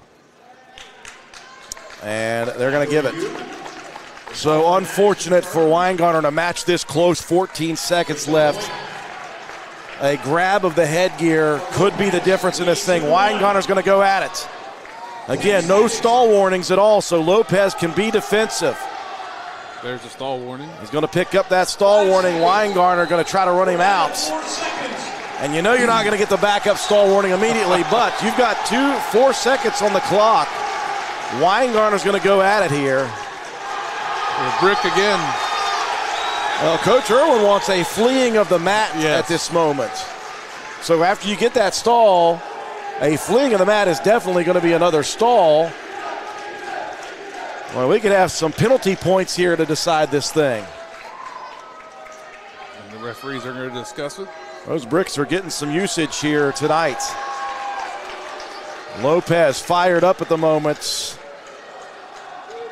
It was 2 on the clock. They reset it to 4 seconds, so that is plenty of time for Weingartner, Toby, to work here and potentially get either a takedown or force that stall warning or that stall call. That would be another point. Coach Irwin says, I want this point now.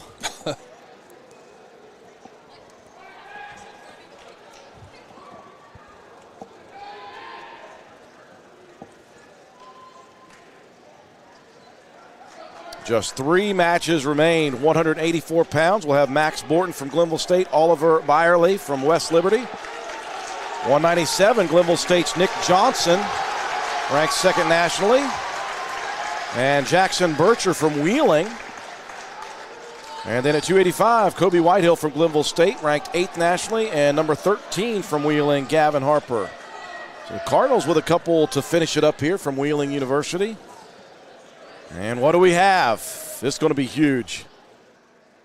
Stall. Point. It is 2-2. So they're going to call fleeing the mat. Here we go. Final 4 seconds. Weingartner is not going to attack now. Have to. And we are in overtime. Here we go. It's overtime. Overtime period. First takedown wins it. First shot attempt by Weingartner. Now we're seeing a lot of offense that we did not see before. Deep in on the single. Transitions to the double. Weingartner nearly had the finishing takedown. Lopez, great defensive recovery. Reached up and grabbed the leg and rolled out of it. Now he's going to try to come out the back door with it. Trying to spin, trying to get that ankle loose. Weingartner holding on for dear life. We may end up with a stalemate. Lopez trying to come back again. And Weingartner is going to pull up on that leg. Oh, well, that's dangerous. Lopez grabbing a hold. Potentially dangerous call. Lopez is down on the mat.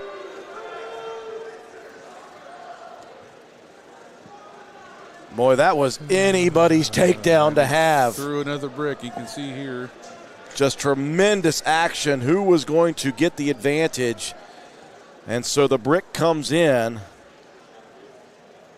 think the brick came in because they're talking about this. He pulled on that leg on purpose. That's what I guess what the challenge is. I don't know. They're looking for a penalty point or what? Well, the instant replay officials certainly earning their keep tonight. Multiple challenges in the championship matchups. And in the last 3 matchups between West Liberty and Glenville State, we have had not 1, not 2, not 3, not 4, but 5 bricks. And the more important situation here, Toby, is the health of Lopez. Lopez, we are not even sure can continue this match. He's saying yes. Yep, he says he's going to go. Well, he's going to have a little extra time as they're looking this. And whatever the challenge is, obviously it wasn't a takedown challenge. It was no control given. If it's whatever the challenge is, if a point comes out with, it's going to be over because it's an overtime. So Lopez back to his feet, says, I want to go. And if this challenge from Glenville State is upheld, this match is over. Should be. At first points would win. Well, the instant replay official getting his steps in here tonight.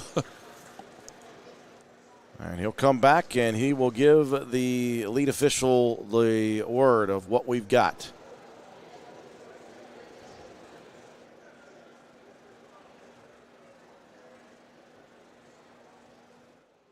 Potentially dangerous. Just a potentially dangerous is the call. So we will continue. Lopez again trying to walk it off a bit here. I'm not sure what Weingartner, he should be neutral, shouldn't they? Yes. He was just ready to go and try to escape. He thought it was in the 4th overtime.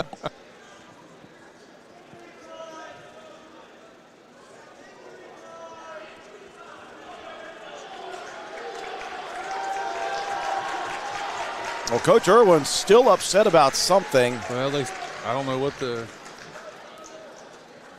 I wonder if they're going to utilize that as injury time. He did start injury time. But I don't know if the injury time ran out. I don't know. I am not sure. Weingartner's maybe injury time. You get choice after injury time. And he's going to take down to try to escape the win. Well, now the Glenville State coach is asking for clarification. We need our own particular rules official with a headset on here. Now, what would it be in the Mountain East Conference between Glenville State and West Liberty without some controversy as well? So I think if you use injury time and you come back, you get to have choice. Weingartner choosing bottom, 24 seconds left in the period. Weingartner very fresh, trying to work to his feet. Lopez hanging on at the edge of the mat here.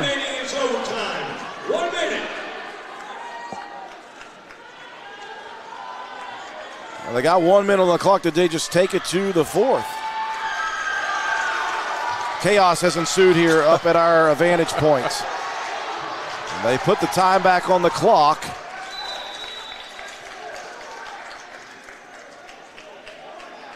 And the escape point given.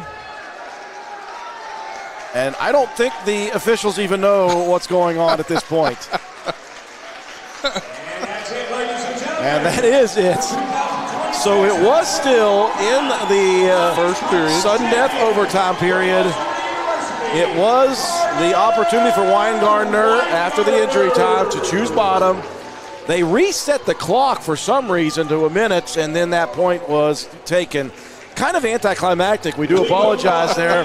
But in the end, Carter Weingartner, he was a runner-up last year. He is now your champion at 174 pounds.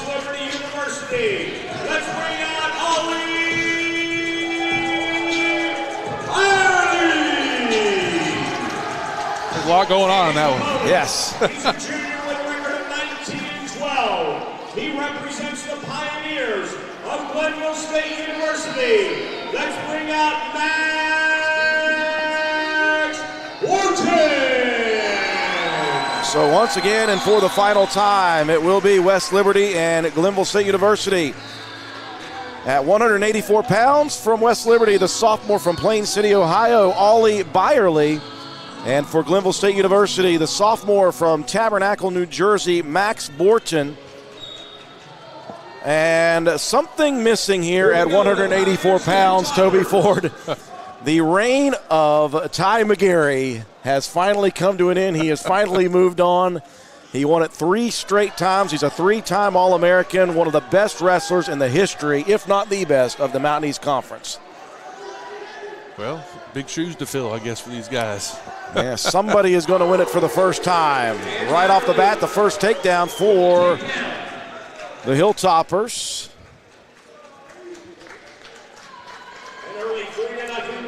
And he's no change there, so Glenville's still down. So a pair of sophomores. Both, I'm sure, extremely happy that McGarry has moved on, giving anybody else an opportunity, a chance at this weight class. Byerly also wrestled at 174 last year for the Hilltoppers.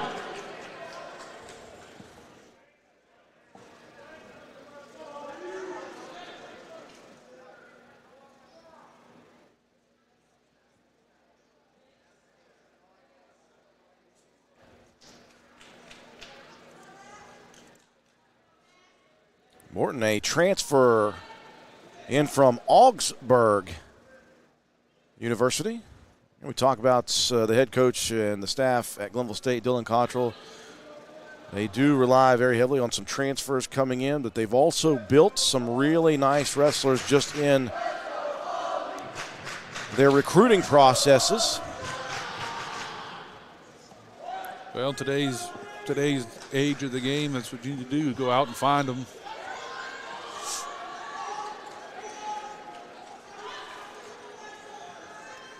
Morton from Glenville State, the 1 seed.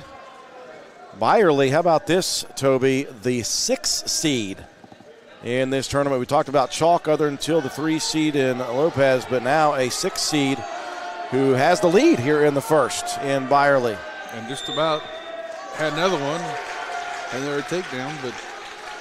And a stall warning given to Morton for trying to flee the mats. Morton had a bye in the first round. Dispatched of Ristov from Salem 16-5 in the semifinals. As we said, Byerly defeated 3 seed Cooper Durst from Fairmont State 9-6 in the opening round. A 13-4 victory over the 2 seed from Frostburg and Wolfhanger. And another takedown here for Byerly. Just a blast, kind of a slow blast double. It just reached down and grabbed both legs up top and drove his head into his chest and took him down, bowled him over. Well, Byerly having one heck of a Mountain East Conference tournament. That major decision victory, by the way, over Wolfhanger from Frostburg State in the semis. 20 seconds. And the lead is 6-1. Well, Byerly would certainly be happy to keep the 184 championship at West Liberty.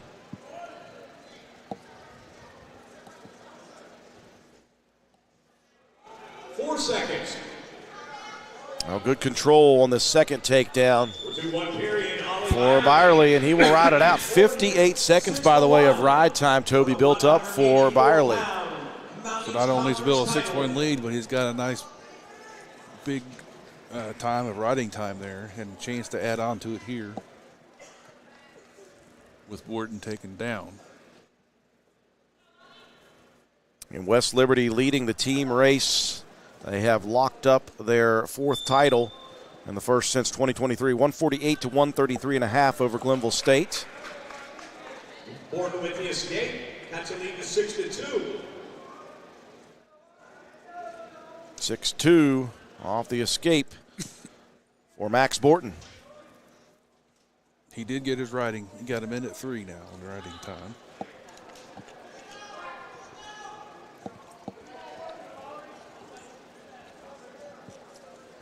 Borton has been wrestling from the defensive position the vast majority. Nearly had that reversal late on the edge of the mat after the first takedown for Byerly. But other than that, Toby, it's been Byerly just kind of imposing his will. Yes, and kind of controlling the pace of the match.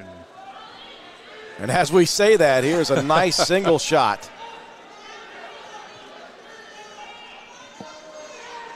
We're going to try to tug and pull back in. Does he keep the point of contact? He does not, but there will be a stall warning. Stall warning. on Byerly for trying to flee the mat.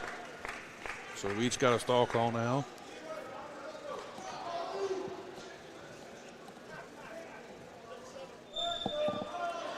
One minute remaining in the second period. 1 minute.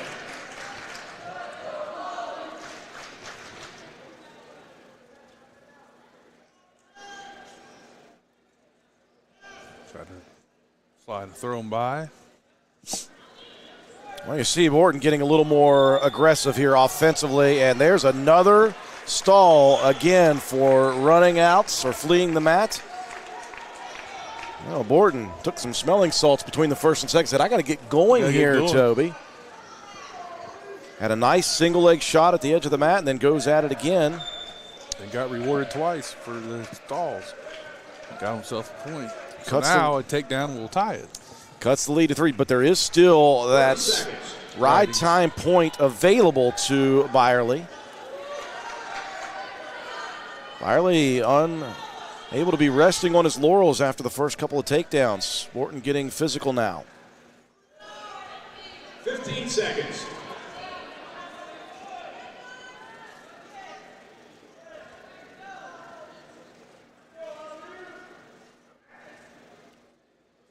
Faking on that shot attempt. Will anybody go at one at the end? No. 2 periods. Ali Byerly leading Max Borton 6-3. Kind of a, if you want to call it a Cinderella story right now, Byerly, the number 6 seed entering this tournament, leading heading into the third period at 184. Interesting choice he took down. He might lose his riding time here. And he will, at the moment, lose that ride time. Back under a minute. But he'll earn the escape point. 6 in one hand, half dozen in the other, I say.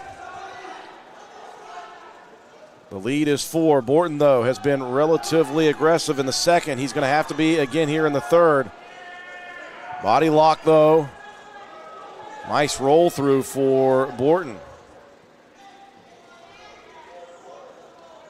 If Byerly, though, can get this to the mat, he had a chance for a takedown. Don't forget to turn in your most valuable wrestler ballots here at the head table.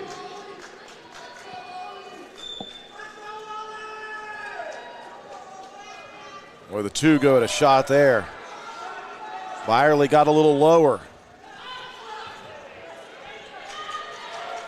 Borton, though, looking here for a control and a tilt. And he has got it. How about that? That's a big takedown and near fall. That's going to give Borton the lead, I believe, or are they not going to give him near fall? I thought it counted 2, but maybe not. They didn't give him near fall. They just gave him the takedown. The escape makes it 8-6. Byerly looking for the takedown, and he's got it. That is a huge takedown. 30 seconds.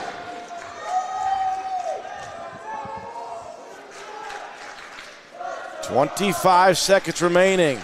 Byerly will cut Borton. 11-7, 20 seconds. 11-7, and he cut him right before the minute's ride time, by the way. Borton's got to work here quickly. 10 seconds. Byerly does have 2 stalls, so he's already given up a point. He's going to just be heavy on the head. And how about the Cinderella story of Ali Byerly? 184, it remains in the hands of the Hilltoppers. The number 6 seed entering this tournament is your champion. Champion from Western University, Ali Byerly. And excitement by the sophomore Ali Byerly as he adds to the championships for West Liberty, and he also adds to the team total. And we move up to 197, one of the best in the field here tonight.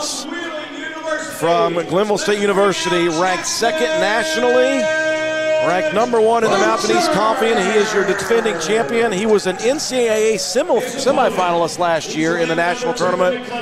From Glenville State, the senior, Nick Johnson. His opponent from Wheeling University, a freshman from Indian Valley, Ohio, in Jackson Bircher.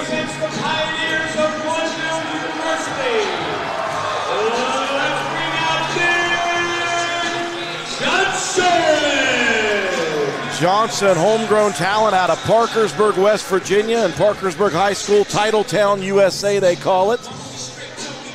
Wrestled a little bit at VMI before transferring here to Glenville State University. And again, as we said, he is your defending champ, senior versus freshman here. Bircher from Wheeling University. For the 197 pounds. One of two back-to-back finalists for the Cardinals. See if Johnson can get Glenville back on the track and get these hometown fans another win. Cardinals head coach Shane Brown, assistant coach Greg Brown, and student assistant is Zach LaRue.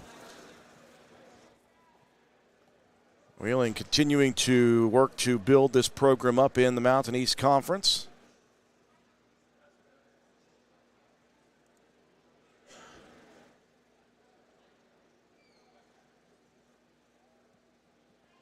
No champions, no runner-up finishes. They're going to at least get one of those here. As Bircher has qualified, so he'll finish either first or second. So they're either going to get their first champion or they'll have their first runner-up. There's Johnson just bulldogging on the double leg blast. Just a nice double blast double there. Yes.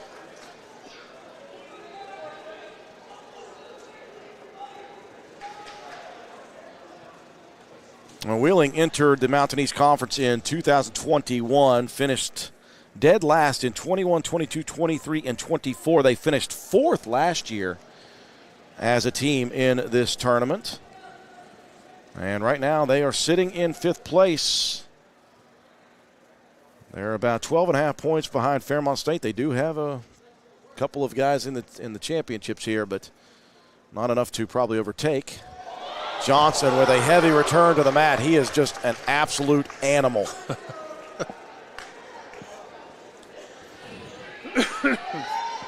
minute remaining in the first period. There, you got it.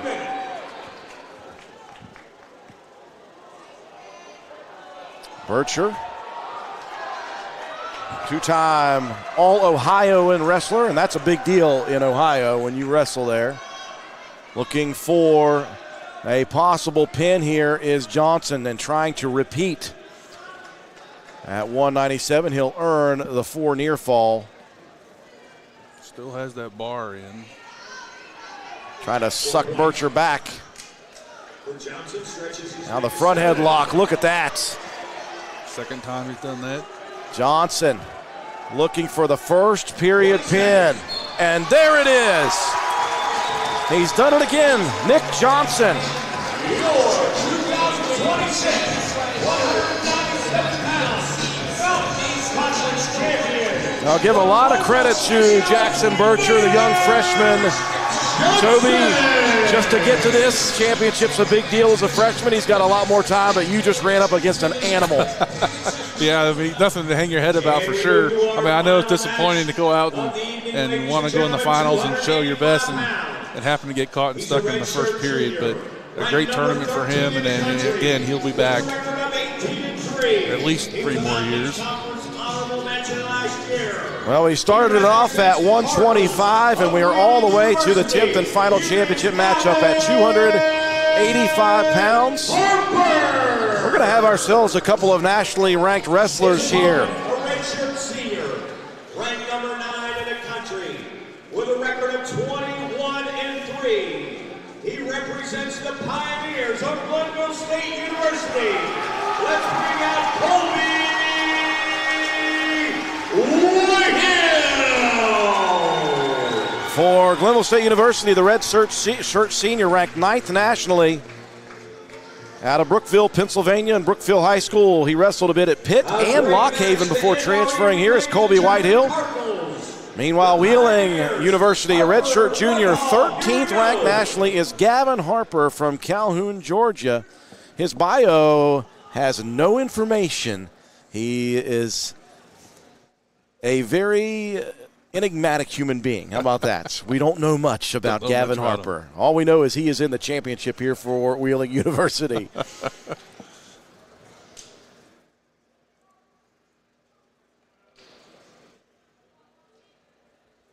So back-to-back finalists for the Cardinals and Coach Shane Brown. Dylan Cottrell has gotten comfortable at the coach's seat here in these championships.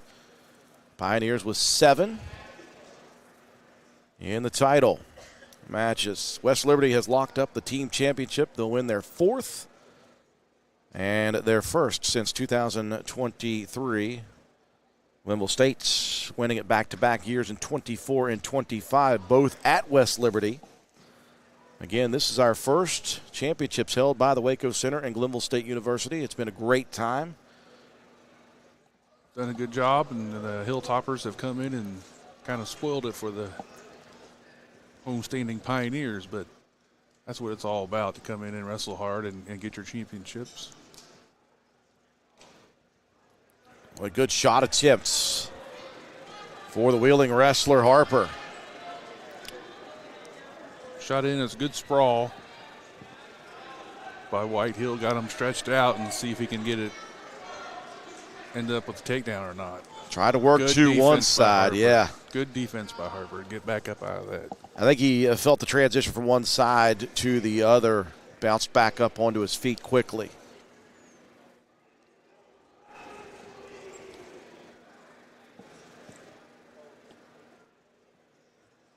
One minute remaining in the first period. 1 minute. Defending champion at this weight class from last year, Isaiah Casto from Glenville State. He was a young man who was undersized, by the way.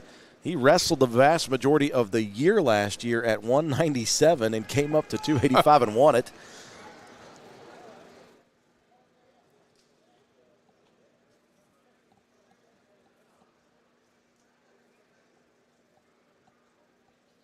Of hand fighting here. You'll expect that of the bigs. Hand fighting, head slapping. Try to get some underhooks. Underhooks, or can they possibly get a headlock in? Anything to find an opening. Might get a reach down for a high single. Don't see a lot of shots typically. Well, Toby, you wrestled and won a state championship here in West Virginia at this weight class. Have things changed much in this weight class when you look at collegiate wrestling? When you look at collegiate wrestling, you get more of the, I think, athletic. I'm not saying that the heavyweights are not athletic, but you get more of the top movers and they go on to the collegiate level and wrestle. So you will see more shots and more action in the heavyweight division in college than you will in high school, I think. Well, it is 1 versus 2 here at the heavyweight division. Whitehill, 7-0 victory over Maldonado from D&E in the opening round. 9-4 win over Bentley from West Lib in the semis. Harper, meanwhile, 14-5 victory over Salem's Lytle in the quarters. And then the semifinals, a big Tech Fall win, 16-1 over Badgie from Frostburg State. Impressive for a semifinal win. Again, he hails from parts unknown. I'm going to build the lore of Gavin Harper. Again, looking at his bio, it just says he's a heavyweight redshirt junior from Calhoun, Georgia. That's it. That's all you need to know. Doesn't say where he wrestled in high school. Doesn't say if he transferred from any other college. Doesn't say anything else.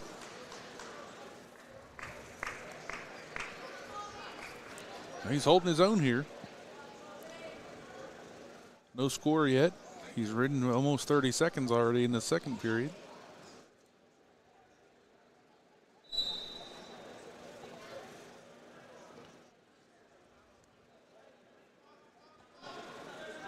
Whitehill trying to kind of shake Harper off to the side here. Now he's going to kind of squeak out the backside here. He will. Catches the leg on the way. Scoop in the head. Almost had some near fall action there. Well, that was incredible reaction speed because Harper was going to get away if not for the grab of the leg. Whitehill scores the first 2 on the reversal. It almost got him rolled over, but he didn't quite get him there. Now he's got the wrist lock pulled up behind his back. And digging in the bar. Trying to stick that wing in, flatten out, and then jump and run. Who said the bigs aren't agile? 30 seconds. Here comes the run attempt, and again, he got that arm pinned in an awkward position, Toby. And if you look at that, if you're an official, is there a break of how high you take that arm before they call potentially dangerous? How high they are. You don't want it to get to illegal. You want to stop it before it gets illegal. You can see that Harper was kind of bound up with his hips facing the other way, so he wasn't going to go over without getting hurt probably. So it's a good call to stop it. 20 seconds remaining here in period number 2. 15 seconds. Harper try to squeak out. Good recovery, though, by Whitehill. Got those hips out and retains top possession, or top position. We're through 2 periods. I've been doing a lot of basketball games, possession arrow and things like that. 2-0 for the 280. Whitehill able to ride out on top position. He's got 29 seconds of ride time. But that reversal was big by Whitehill. Yeah, that was huge. And he is on bottom here.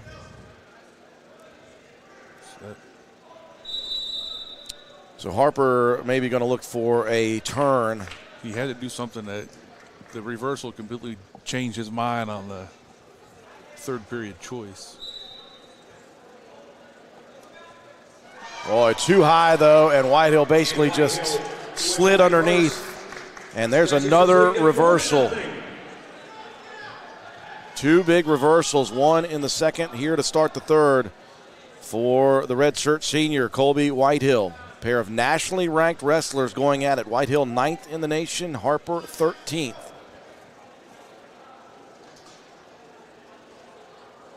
Going to take the time to thank our crew here at Video Productions. Great camera work by Nick Eskins and Butch Mounts. Robbie Mounts keeps us on the air. I want to thank you, Toby Ford, for being my color analyst. Yeah, I enjoy it. It's always fun to get a chance to watch wrestling. How about that? No doubt. No matter where. And this is some good competition, good wrestling here in this MEC tournament. Huge thank you, obviously, as well to the staff here at Glenville State University. Jesse Skiles, the athletic director here, does a great job in all sports. And they've done a great job here in their first ever opportunity at hosting the Mountain East Conference Wrestling Championships. Whitehill looking to scoop around and grab a near fall points. Harper just kind of flattened out at the moment, can't do much. And if you're the top man with a 4-0 lead, you look busy, right, Toby? Correct. You look busy without being too busy. He pulled the arm out. Looked like he had hand control. No, he's working. He's trying to get him turned over, but jump from hip to hip. Harper's doing a good job. 15 seconds remaining. Whitehill just happy to remain on top here. As the 2 head to the edge of the mat. Whitehill made sure to keep point of contact in the blue, and that's going to do it. 2 reversals and heavy riding to finish it out. He'll add the point for the ride time, and your champion at 285 from Glenville State University is Colby Whitehill. We will break away very quickly here. When we return, we'll wrap things up from the Waco Center. We'll go through the individual champions and your team title winners here on the MEC TV.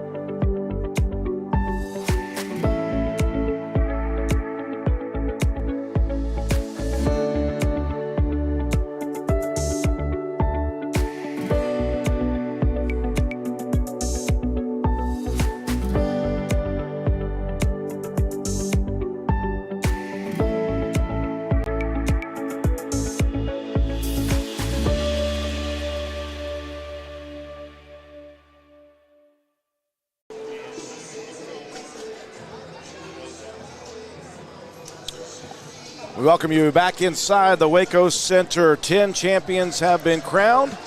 As you see down on the floor, the Mountain East Conference crew getting things set up for the awards ceremony. Had some really good matches here this evening. Let's go through them at 125 pounds. The first of 4 meetings in the championships between Glenville State University and West Liberty. Colton Drusius, repeat champion with a major decision victory over Logan Davis, 11-3 at 125 pounds. At 131 pounds, first ever Frostburg State champion.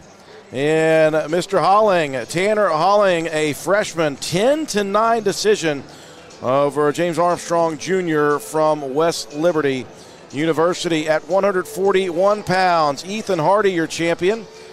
Or sorry, I should say Colton Stone King, your champion. I went too early on that one. That was the match of the night, I do say. Stone King, the defending champion from Fairmont State, repeats with a 1-second takedown.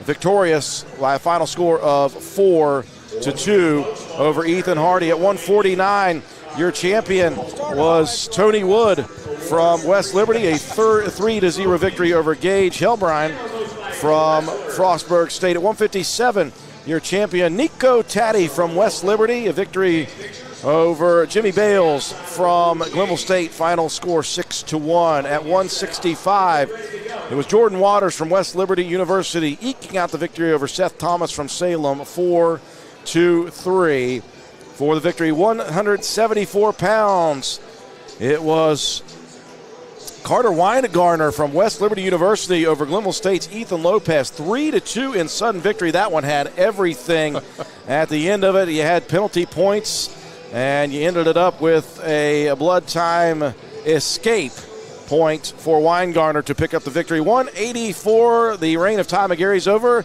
Ollie Byerly, though, the 6th seed from West Liberty, the victory 11-7 over Max Borton from Glenville State, keeps it in-house at the Hilltoppers. 197, defending champion Nick Johnson, just an animal, 7-0.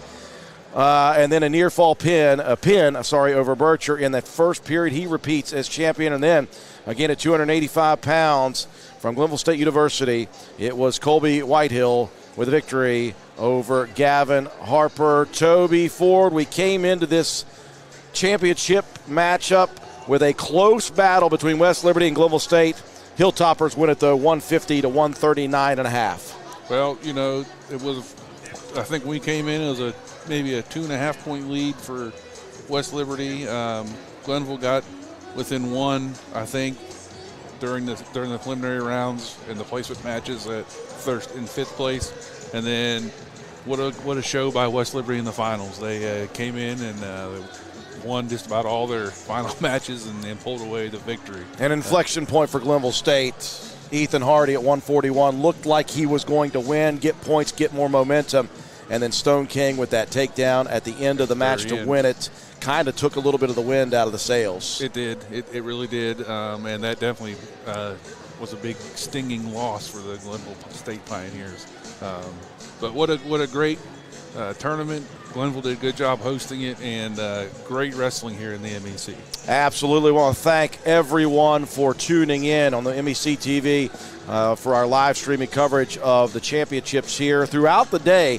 A great job by the video productions crew and Robbie Mounts and Butch Mounts, Nick Eskins, our camera people, Robbie over on the production as well. Got to thank, of course, Reed Amos and his staff at the Mountain East Conference. They do such a wonderful job each and every championship that they have, and that's why the Mountain East Conference is so solid year in and year out. Again, got to thank the athletic director here at Glenville State University, Jesse Skiles, and his staff for doing a great job. Great job by all of the volunteers. We had a lot of Glenville State University athletes helping out here as well in this one. Toby, final thoughts here for the 2026 championships. Exciting wrestling, good wrestling. If you ever get a chance to get out and see this tournament, definitely come out and see it. No matter where it's hosted at, just go out and watch some good wrestling. I appreciate the invite and having me come along. It was a good time, and look forward to him doing some more in the future. Stay tuned. We are going to stay live here on the stream. They're going to send it down, and we're going to cover the awards ceremony as they're getting the tables and everything set. You see Reed Amos down there getting ready to cover the post-match awards. You've been watching live streaming coverage of the 2026 Mountain East Conference Wrestling Championships, brought to you exclusively by Video Productions in conjunction with MEC TV and the Mountain East Conference. Coverage of the 2026 Mountain East Conference Wrestling Championships is brought to you by the Health Plan. Special thank you to Reed Amos, Mountain East Conference Commissioner, and his staff. Thanks to Jesse Skiles, the Facilities Director and Athletic Director here at Glenville State University. Special thanks to my caller analyst, Toby Ford, Nick Eskins, and Butch Mounts. Our camera operators, producer, Robbie Mounts, and our executive producer of Video Productions is Butch Mounts. For all of us, this is Andrew Miller saying thank you all for watching live streaming coverage of the 2026 Mountain East Conference Wrestling Championships. State University for a first-class effort.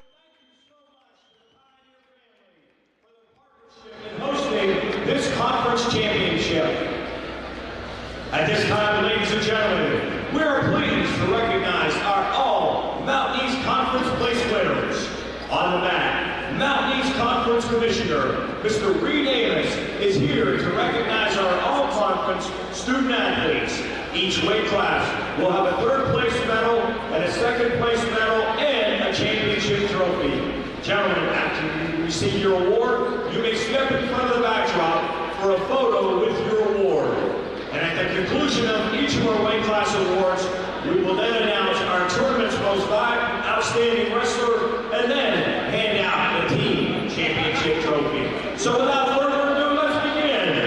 At 125 pounds, in third place from Frostburg State, Amir Ray Hill.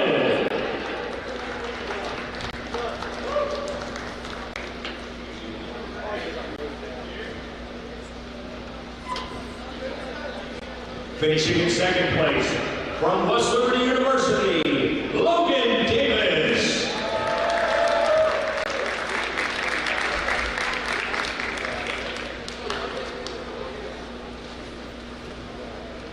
And your 2026 125-pound Mountain East Conference champion from Glenville State University, Colton Drusius.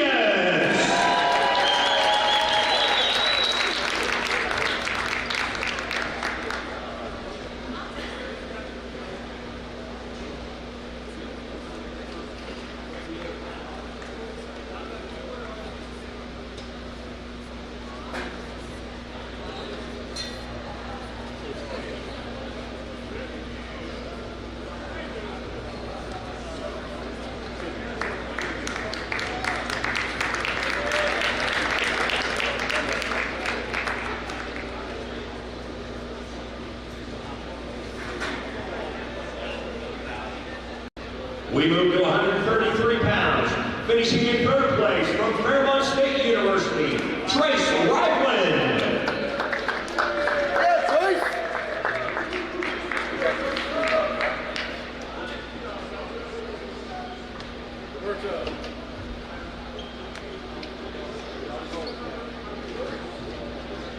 Your second place finisher from West Liberty University, James Armstrong Jr.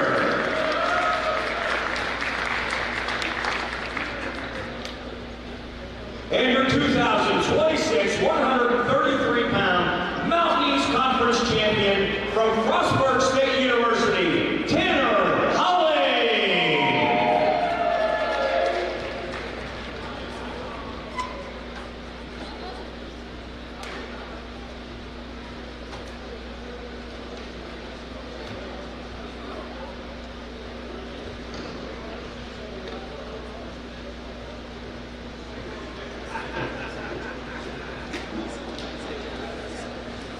We move to 141 pounds, finishing in third place from West Liberty University, Kyvon Grace.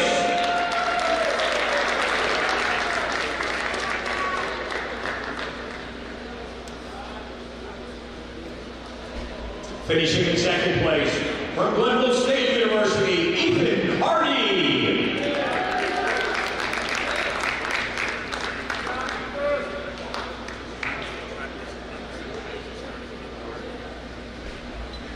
2026 141-pound Mountain East Conference champion from Fairmont State University, Colton Stone King.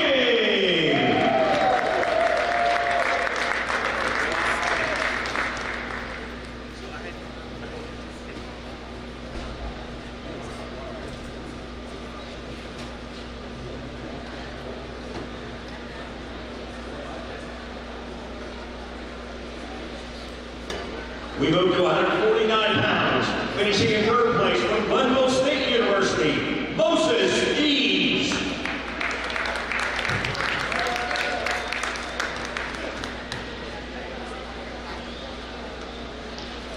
Your second place finisher from Frostburg State University, Gage Halperin.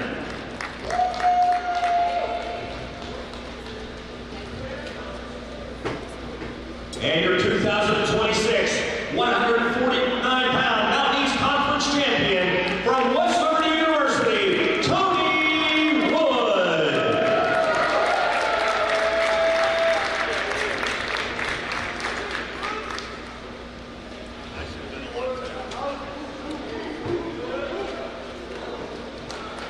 We move to 157 pounds, finishing in third place from Frostburg State University, Alex Blake.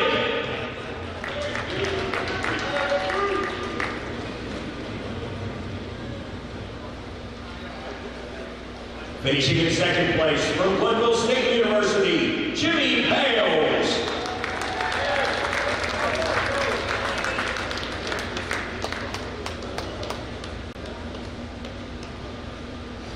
And your 2026 157-pound Mountain East Conference champion from West Liberty University, Nico Teddy.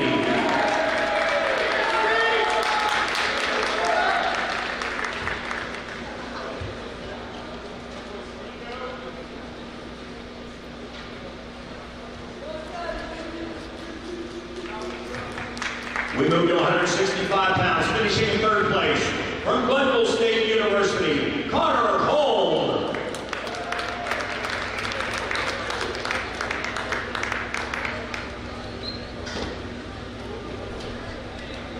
Your second place finisher from Salem University, Seth Thomas.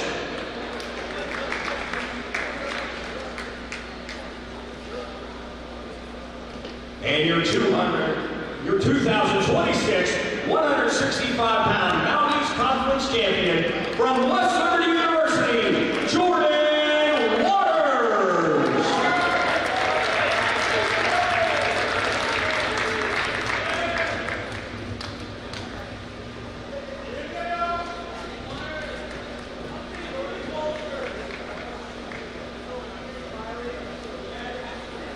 We move to 174 pounds, finishing in third place from Fairmont State University, Josh Woyen.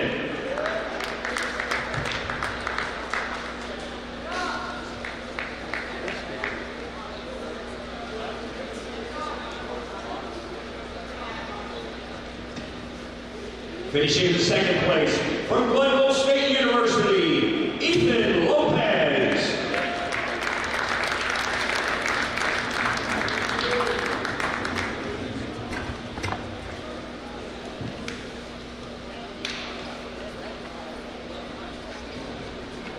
And your 2026 100